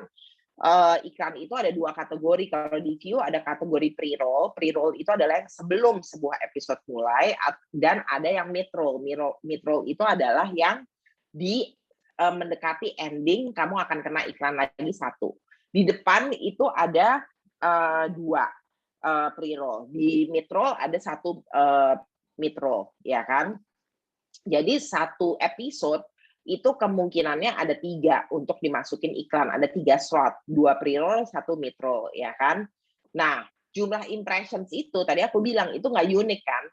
Kalau misalnya Aziz nonton 1 episode tapi keluar masuk sebanyak 4 kali gitu, maka Aziz dibilangnya adalah 4 penonton, 4 video view, ya. 4 impressions, ya kan? Sedangkan Aziz masuk, kena iklan, ya kan? Terus Aziz nonton, habis itu Aziz keluar lagi. Waktu Aziz masuk lagi untuk melanjutkan, itu maka Aziz kena iklan lagi, gitu. Karena setiap yang mau mulai nonton sebuah episode pasti akan kena yang namanya pre-roll. Dan begitu terus, berarti kalau Aziz nontonnya terus, 1 episode terus, dari awal sampai akhirnya keluar-keluar, Aziz hanya akan terkena 3 kali iklan.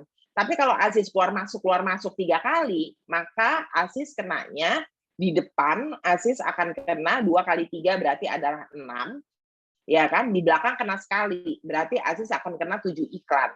Nah, buat sebuah OTT, ya kan, atau buat sebuah media apapun, semakin banyak seorang penonton terekspos terhadap sebuah iklan, itu semakin menguntungkan karena dibayarnya. Platform digital itu macam-macam kan. Platform digital ada yang dibayarnya CPM. CPM itu dengan perhitungan cost per million impressions. Lalu ada yang CPC. CPC itu cost per click.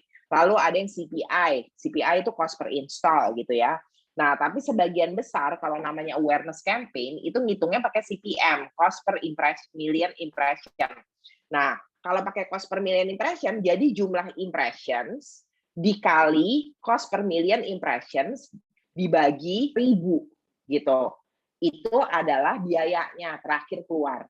Nah, berarti kalau Aziz nonton keluar masuk dalam 1 episode, aku bilang tadi kan, Aziz akan kenanya adalah 7 kali. Berarti kalau Aziznya nonton terus cuman dibilangnya 3 impressions, kenanya kalau Aziz nonton keluar masuk, Aziz kena 7 impression. Seandainya semua penonton kayak Aziz, gitu, itu lebih menguntungkan buat semua OTT gitu. Karena apa? Karena itu tadi jumlah impressions dikali CPM dibagi 1000. Aziz yang tadinya perhitungannya hanya 3 kali CPM tuh biasanya misalnya gitu, kalau di Indonesia ada $10 lah gitu. 2 kali $10 dibagi 1000. Nah, itu adalah biaya yang harus dibayar pengiklan. 3 kali $10 dibagi 1000 itu biaya yang harus dibayar pengiklan kalau Aziz nonton 1 episode full. Tapi kalau Aziz keluar masuk, jadinya aku bisa ngitungnya 7 kali CPM $10 dibagi 1000. Jadi lebih besar yang itu kan, gitu. Jadi itu jawabannya. Jadi kalau resiko tentunya yang episode banyak jauh lebih beresiko. Tetapi kalau dia ternyata untung, sama-sama untung, maka yang lebih menguntungkan adalah yang episodenya banyak gitu. Sehingga makanya di dunia bisnis sangat dikenal bahwa semakin besar investasinya memang semakin tinggi resikonya. Tetapi probabilitas keuntungannya juga akan semakin besar gitu. Sedangkan kalau investasi kecil, resikonya juga kecil, tapi untungnya pun juga kecil gitu. Jadi tergantung dari keberanian seseorang untuk menginvestasi ya. Tetapi kalau di dunia OTT kita nggak kayak investasi saham. Kalau investasi saham kan gambling ya. Kalau di OTT enggak, kita berdasarkan data. Dan biasanya mereka yang mampu produksi sampai semakin banyak episode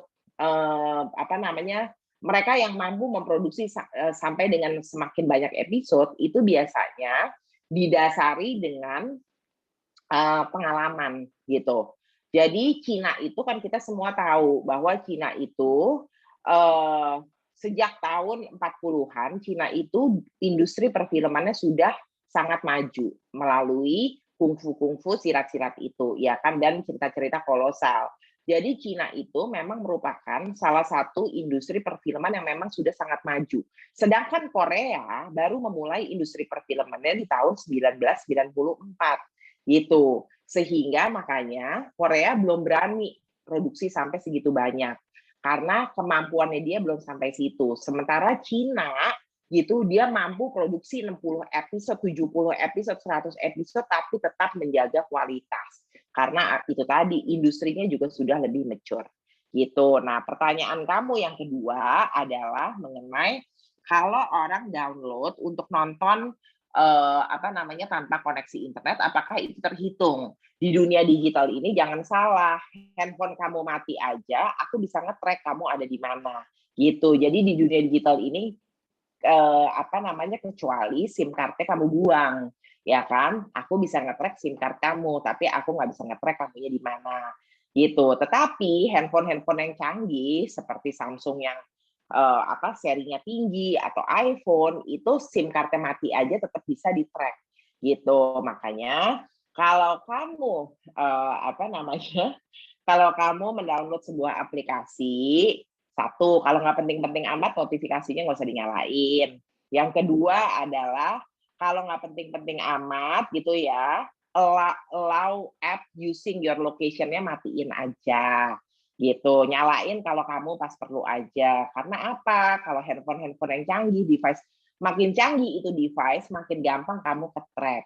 Gitu. Makin jadul itu device, makin susah kamu ke-track. Makanya kalau para perampok atau para pembunuh atau para kriminal, mereka pakai handphonenya adalah handphone jadul, yang handphone pakai keypad itu ya, handphone tekan itu, gitu. Karena handphone itu nggak bisa di-track, gitu. Jadi kalau tadi kamu nanya, kalau aku nontonnya offline tanpa internet, itu merugikan nggak buat view? Enggak. Itu mengurangi matriksnya view nggak? Enggak, karena aku bisa tetap tahu kamu lagi nonton. Jadi itu semuanya tetap terhitung. Itulah kecanggihan teknologi saat ini. Bahkan kamu nontonnya dimanapun, itu di back-end system kita tetap terlihat gitu. Karena itu adalah salah satu cara kita untuk membaca algoritma sehingga kita tahu yang tadi aku bilang, kita bisa grouping penonton sampai dengan 10 grup. Penonton yang ada di area ini, yang usianya segini, yang kesehariannya adalah begini, ternyata mereka memiliki kesamaan, mereka suka nontonnya kontennya yang seperti ini.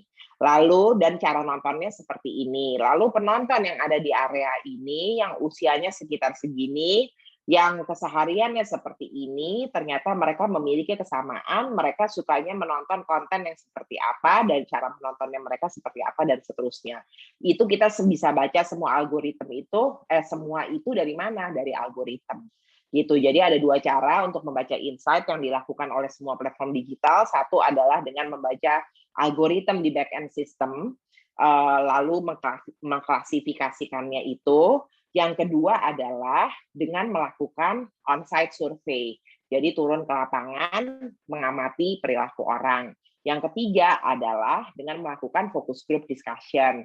Jadi mengundang sampel-sampel dari orang yang mewakili grup-grup tertentu, lalu diajak diskusi untuk menghasilkan, untuk bagi platform digital untuk mendapatkan sebuah pattern perilaku gitu. Jadi lalu ada yang keempat namanya one-on-one interview gitu. One-on-one interview itu juga sama, mengambil wakil-wakil dari setiap grup yang memiliki karakter yang berbeda-beda, lalu diinterview satu lawan satu oleh surveyor. Gitu caranya. Menjawab pertanyaan kah, Aziz? Sangat menjawab, Ibu. Terima kasih banyak atas jawabannya. Iya, terima kasih. Nanti masukin alamat emailnya, jangan lupa ya, semua yang hari ini nanya atau jawab pertanyaan, masukkan alamat emailnya ke Bang Dali ya. Lanjut, siapa yang mau bertanya lagi berikutnya? Saya izin bertanya.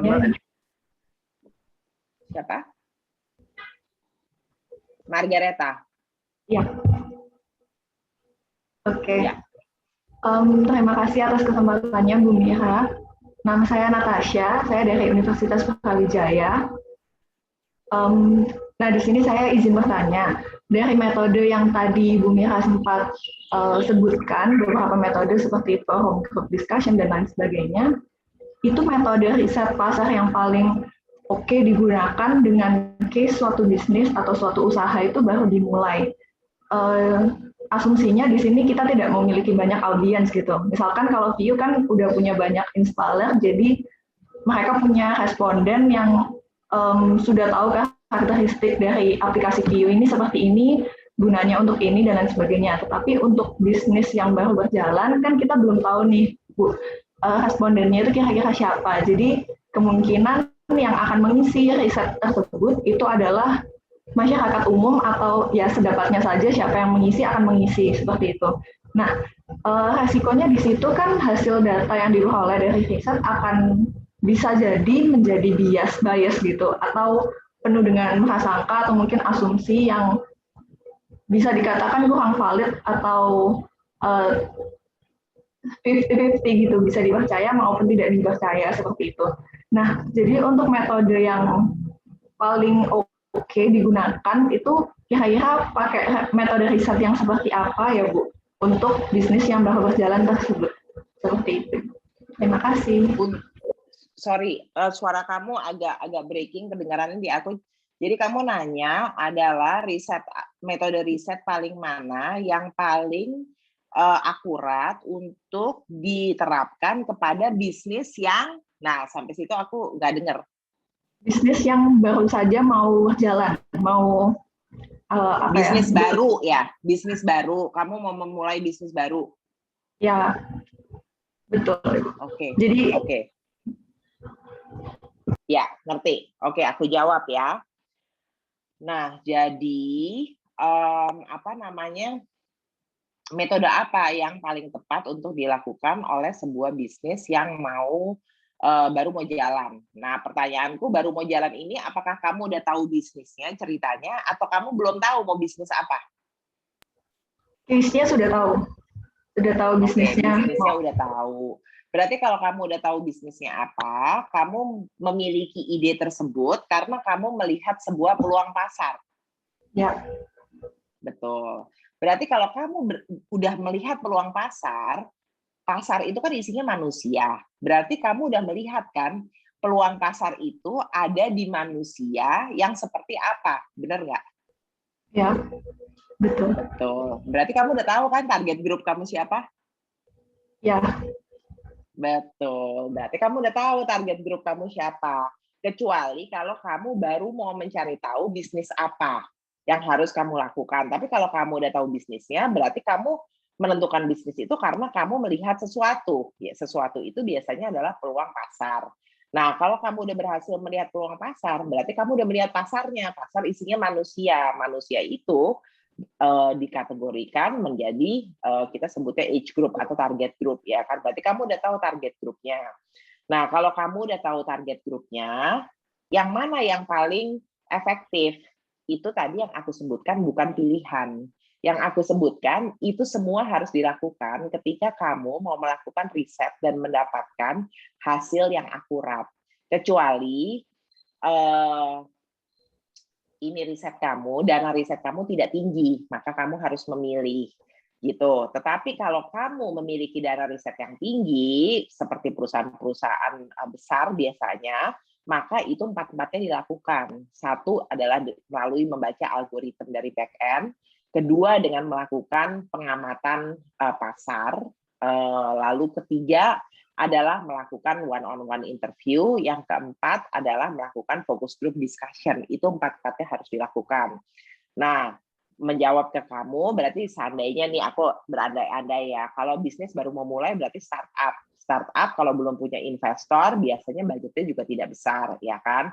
Berarti kamu harus memilih, ya kan? Kalau kamu harus memilih yang mana? Kalau aku rasa, kamu tanpa kamu sadari, kamu sudah melakukan pengamatan pasar. Makanya kamu sudah mendapatkan peluang dan kamu sudah mendapatkan ide bisnis, ya kan? Itu karena kamu sudah melalui pengamatan pasar. Berarti kamu tinggal memilih antara yang algoritma, ya kan, one-on-one interview, questionnaire, atau focus group discussion, gitu. Nah, kalau dananya tidak besar, maka aku menyarankan yang paling tepat adalah questionnaire, gitu. Questionnaire itu pengganti algoritma reading yang dari back end, karena kalau untuk perusahaan baru biasanya belum punya sistem back end yang canggih yang bisa membaca algoritma perilaku manusia, gitu. Jadi penggantinya itu adalah questionnaire, gitu. Questionnaire-nya dikirim kemana? Questionnaire-nya dikirim secara online, ya kan? Lalu dikirim ke orang-orang yang menurut kamu masuk ke target group yang konsumen yang akan kamu target tersebut ketika nanti bisnis kamu jalan, gitu. Menjawab pertanyaan nggak, Margareta? Oke, sangat menjawab, Bu. Terima kasih atas jawabannya. Saya boleh nambah satu pertanyaan lagi nggak? Karena penasaran banget. Sedikit aja sih pertanyaannya itu terkait gimana sih caranya kita bisa dapat emosionalnya dengan hanya melihat suatu poster film ataupun serial gitu, Bu. Jadi mungkin kan kalau promosi suatu serial atau film yang baru saja launching, itu kan kita bisa lihat dari mana aja ya, misalkan trailer atau mungkin sinopsis atau mungkin poster filmnya, pemain filmnya dan lain sebagainya.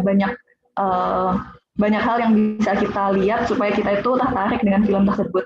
Nah, kalau dari sisi posternya itu biasanya yang ditonjolin bagian apanya ya, Bu? Terima kasih. Ya. Nah, jangankan cerita, poster pun kalau di OTT itu semuanya disurvei, gitu. Nggak ada sinopsis, nggak ada poster, nggak ada trailer, nggak ada kreatif, nggak ada pemilihan warna yang tidak melalui konsep testing. Kalau di OTT itu semuanya dites, gitu ya.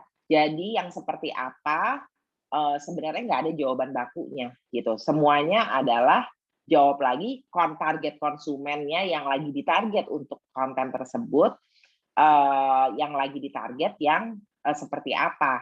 Lalu kita kita interview dulu biasanya mereka. Oke, kalau lu suruh nonton konten yang seperti ini, lu pengennya lihat posternya yang akan menjadi, itu ditanya balik ke konsumen nih, pertanyaan kamu tadi. Kamu kira-kira akan tertarik kalau kamu lihat poster yang seperti apa? Itu kita kumpulin semua pertanyaan itu, jawaban itu, lalu kita mulai mendesain dari situ. Setelah kita mendesain dari situ, kita balikin lagi ke target grup lagi, tapi orang yang berbeda dari yang kita tanya. Tapi dia ada di target grup yang sama. Kita balikin lagi ke mereka pilihannya, lalu mereka suruh pilih mana yang menurut lo ketika lo lihat paling membuat lo pengen nonton, gitu. Paling lo langsung merasa ada keterikatan emosional, gitu. Jadi aku tidak punya jawaban baku yang mana, karena itu pun tiap hari berubah. Tetapi yang bisa aku sampaikan adalah satu, tentunya posternya itu satu harus menggambarkan genre filmnya, gitu. Kalau filmnya horor, ya kamu lihat posternya aja harus sudah horor, gitu.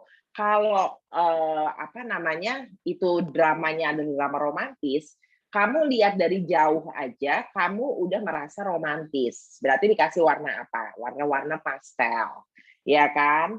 Kalau horor, dari jauh aja udah lihat horor, gitu kan? Dari jauh udah lihat horor, berarti warna-warnanya aja udah dibikin horor, merah, hitam, hijau tua, gitu kan? Itu kan warna-warna horor, ya kan? Atau kamu mau bikinnya action, gitu. Dari jauh udah kelihatan warna merah, warna kuning, warna yang nyala-nyala itu menggambarkan action. Jadi pertama itu. tone and manner-nya, tone and color-nya harus sesuai dengan genre-nya, gitu. Itu yang pasti. Yang kedua adalah emosi apa. Jadi biasanya orang itu hanya bisa bikin poster kalau dia udah baca seluruh ceritanya. Atau syukur-syukur materi offline-nya udah jadi, maka bisa nonton offline-nya. Baru setelah offline-nya jadi itu, seorang creative director baru bisa menciptakan posternya. Baru bisa menciptakan trailernya, baru bisa menciptakan teaser-nya, gitu. Baru bisa menciptakan episodik promonya, gitu. Dia harus tahu dulu look and feel-nya. Dia harus ada emotional attachment-nya dulu, dia harus ngerti, gitu. Emotional attachment-nya adanya di mana. Nah, dari situ biasanya sebuah poster itu akan terinspirasi dari best scenes yang sesuai dengan premis besar dari konten tersebut. Misalnya, premis besarnya adalah Sinta jatuh cinta dengan Rama, gitu. Premisnya itu. Judulnya filmnya adalah, aku nggak kreatif banget. Judulnya adalah Rama dan Sinta, ya kan? Terus premisnya adalah ketika Sinta akhirnya kembali lagi ke pelukan Rama, gitu ya. Nah, maka karena premisnya itu, berarti kamu udah tahu, berarti itu kan adalah Rama dan Sinta, berarti bagaikan kisah Romeo and Juliet, ya kan? Berarti posternya aja satu harus menggambarkan cinta, ya kan, gitu. Berarti posternya harus berwarna pastel-pastel, ya kan? Apakah pink muda, apakah orange muda, apakah biru muda, tapi pasti warnanya pastel. Yang kedua tadi premisnya apa? Akhirnya Sinta kembali ke pelukan Rama, ya kan? Berarti apa? Berarti foto yang ada gambar di posternya adalah si Sinta lagi dipeluk oleh Rama, gitu. Ya, lalu apalagi yang membuat sebuah poster itu berhasil? Satu harus ada tadi premisnya itu. Premisnya cerita ini mengenai apa, gitu. Itu harus ada premis besarnya, gitu. Lalu poster itu jangan terlalu banyak gambar, ya kan? Cukup satu gambar aja, satu fokus image aja yang membuat orang hanya fokus ke situ. Jangan membuat terlalu banyak background atau gambar-gambar lainnya, itu hanya bikin distract. Maka orang menjadi tidak fokus dan akhirnya message yang berusaha kita sampaikan nggak nyampe, ya kan? Lalu yang berikutnya adalah jangan terlalu banyak tulisan. In fact, jangan banyak tulisan. Hanya misalnya yang bisa kamu jual yang ditulis di situ. Kalau misalnya aktor utama kamu, aktris utama kamu nggak menjual, nggak usah ditulis namanya. Gitu. Dia bukan selebriti, dia pemain baru semua, nggak usah ditulis namanya. Gitu. Contohnya apa? Contohnya kamu lihat sebagian besar OTT semua posternya nggak ada nama artisnya. Gitu. Karena udah nggak usah terlalu, karena itu areanya kecil, thumbnail ya, thumbnail itu tuh button di kalau kamu masuk platform OTT kan ada poster-poster kecil, itu disebutnya thumbnail. Nah, thumbnail itu kan kecil sekali, gitu. Jadi, kalau terlalu banyak tulisan di situ, satu nggak kebaca juga. Kedua, orang udah pusing duluan sebelum pengen tahu itu apa, gitu. Yang ketiga adalah, yang penting ditampilkan adalah judul dan emotional engagement yang bisa menggambarkan premisnya hanya dari gambar yang ada di poster itu, gitu. Jadi semakin sedikit informasi yang ada di poster, kuatin di gambarnya itu yang semakin bagus, gitu. Dan tentunya font dari title kamu yang ada di poster itu font juga harus menggambarkan genre kamu, gitu. Jangan sampai kamu misalnya bikin film romantis tadi Rama dan Sinta, tapi kamu pakai font yang kayak darah-darah ngalir itu, gitu kan? Gitu. Itu namanya Jaka Sembung bahwa golok, gitu. Gimana? Cukup menjawab nggak, sayang? Sangat menjawab, Bu Mira. Terima kasih banyak atas jawaban dan insight-nya. Terima kasih. Iya, terima kasih. Nih ya, aku mau nambahin Natasha tadi. Sorry. Aku mau nambahin Natasha dikit. Jadi biasain yang selalu aku ajarin ke semua, termasuk ke timku sendiri ya, biasain. Jadi kalau kalian udah menciptakan sebuah kreatif, jangan menciptakan hanya satu kreatif. Untuk kreatif yang sama, bikin 2 atau 3 alternatif, habis itu kamu tanya ke orang lain. Menurut lu gimana? Lu kalau lihat ini, ke teman-teman kalian aja, gitu. Lu kalau lihat ini, lu rasanya apa? Perasaan yang timbul atau pikiran yang pertama timbul di kepala lo apa? Kalau lihat yang ini yang mana? Gitu. Kalau kira-kira untuk ini maksudnya adalah supaya lo nonton film drama romantis, lo lihat yang 2 ini lo jadi pengen nonton nggak? Dan kalian sebagai orang kreatif itu harus sangat terbuka terhadap masukan. Gitu. Kalau dia bilang enggak, dua-duanya bikin gua nggak pengen nonton, berarti apa? Berarti kamu harus menciptakan yang baru sampai orang itu menjawab, gua pengen banget nonton film lo. Padahal storyline aja mungkin belum ada, tapi dari posternya aja udah cukup menarik. Gitu ya Natasha tambahannya. Oke. Selanjutnya tadi siapa? Sorry, aku potong. Saya Mbak, izin bertanya sebelumnya. Saya Muhammad Iqbal dari ISI Jogja. Pertanyaan saya mungkin agak beda dari teman-teman sebelumnya. Tadi di awal Mbak sempat membahas tentang biaya produksi, antara biaya produksi film dan serial itu relatif sama. Mungkin tadi contohnya $1 juta film dan $1 juta serial itu misalkan biayanya sama tapi hasilnya berbeda. Sebenarnya apa sih Mbak yang membuat hasilnya benar-benar berbeda? Karena secara tadi biayanya sama dan outputnya berbeda jauh. Mungkin kalau film bisa sampai 90 menit, kalau serial bisa episode-episode, let's say itu bisa lebih dari 2 jam durasi. Itu gimana Mbak? Terima kasih sebelumnya. Oke, aku benerin ya. Jadi gini, kalau film itu 90 sampai 120 menit ya. 120 menit itu udah mentok untuk sebuah film karena apa? Karena mempertahankan orang untuk nonton 1 kali 1 tayangan itu untuk mempertahankan orang nonton 60 menit aja, mempertahankan fokus orang untuk nonton sesuatu 60 menit aja itu susah. Apalagi 90 menit, apalagi sampai 120 menit. Makanya hanya Star Wars yang mampu bisa sampai 3 jam ya, gitu. Karena historinya dia juga udah panjang, gitu kan. Dan dia udah lintas generation, jadi dia udah yakin banget dan efeknya dia juga kuat gitu kan. Sehingga apa? Sehingga kenapa film sama serial, kalau serial 1 episode 45 menit dikali 10 sampai 13 episode atau bahkan sampai 16 sampai 21 sampai 29 sampai 60 bahkan sampai ratusan episode ya kan.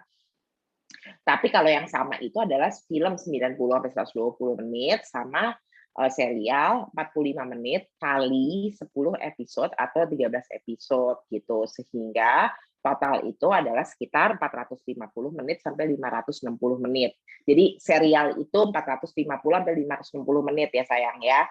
Kalau film itu 90 sampai 120 menit, antara 60 sampai 120 menit gitu ya. Nah, kenapa biayanya itu sama gitu? Biayanya sama karena kalau di film yang aku bilang tadi, kalau di film sebenarnya untuk mempertahankan orang fokus lebih dari 45 menit itu tuh udah sulit banget gitu. Apalagi untuk mempertahankan orang fokus 90 sampai 120 menit ya kan. Nah, sehingga yang terjadi apa? Yang terjadi adalah kualitas produksi di dalam satu film supaya orang bertahan terus nonton dan fokus terus, itu kualitas produksinya harus benar-benar ditingkatkan gitu. Jadi kekuatannya adalah di kualitas teknik produksi, bukan di kekuatan cerita gitu. Karena kalau di film itu cerita itu nggak bisa dieksplor lebih dalam gitu. Karena apa? Karena waktunya terbatas tadi. Dan kalau dieksplor lebih dalam, karena ini nontonnya nggak bisa dipotong-potong. Kalau dulu kan film itu targetnya nontonnya di bioskop kan. Kalau di bioskop nggak bisa. Kita minta istirahat dulu dong gitu. Kalau zaman aku kecil dulu, itu nonton pakai istirahat memang gitu. Setiap misalnya film 90 menit, kalau nggak salah setiap 45 menit itu ada istirahat kalau zaman dulu waktu aku masih kecil ya gitu. Nah, kalau sekarang kan udah nggak ada nonton film pakai istirahat gitu ya. Jadi supaya orang itu pertama dia menyukai sesuatu itu adalah dari indera mata, ya kan? Baru masuk ke rasa gitu, baru masuk ke emosi. Kalau yang utama itu selalu adalah mata duluan, ya kan? Kamu pengen makan sesuatu pasti karena lihat penampilannya. Makanya Indonesia itu ngetop dengan, kalau aku lagi di Eropa, tahu aku dari Indonesia selalu ditanya, kamu dari Indonesia ya? Boleh nggak dijawab, kenapa sih kalau di Indonesia, di Singapura, sama di Hong Kong itu semua makanan harus ada fotonya, gitu. Karena itu tadi, orang-orang, terutama orang Asia itu masih menggunakan mata pertama kali untuk attraction-nya dia, gitu ya. Nah, jadi sehingga untuk mempertahankan orang bertahan duduk ngeliatin satu film tanpa break 90 sampai 120 menit, maka yang terjadi adalah kualitas produksinya yang harus ditingkatkan. Mulai dari settingnya. Settingnya harus yang wah. Settingnya harus, kalau tabrakannya nggak bisa tabrakan begini aja. Tabrakannya harus sampai begini, terbang, hancur, kebakar, gitu. Jadi orang, wow, akhirnya orang bangun lagi, adrenalinnya naik lagi, bertahan lagi, ya kan? Kayak gitu. Kalau orang berantem, nggak bisa berantem cuma penjok sekali jatuh, harus gebuk-gebukan, muter-muter ke sana sini, gitu. Supaya apa? Supaya orang bangun lagi, gitu. Kalau pacar antara suami sama istri, adegannya suami istri berantemnya harus heboh juga, lempar piring, lempar gelas, lempar apa, gitu. Jadi efeknya, teknik produksinya yang ditingkatkan. Sementara kualitasnya, pendalaman ceritanya tidak perlu sedalam itu karena dialog yang terlalu banyak hanya akan membuat orang boring, gitu. Jadi orang akan terpamper dengan scene-nya. Makanya dulu ada tren film-film syutingnya di Eiffel, I'm in Love, lalu London Love Story, lalu syutinglah apa itu di Turki, kayak gitu. Ya kan? Itu adalah karena mempamper audiens dengan visual, untuk kepentingan visual, memanjakan visualisasi, gitu. Jadi kalau misalnya adegan filmnya bukan action kayak tadi aku bilang, filmnya romantis banget, berarti dikuatinnya di mana? Di settingnya, gitu tadi. Syuting lah di Paris karena konon Paris terkenal dengan yang romantis, ya lah. Syuting lah di Turki, di Labuan Bajo, gitu. Lalu syutinglah di Bali, gitu kan. Jadi itu kan syuting di luar daerah tempat si produser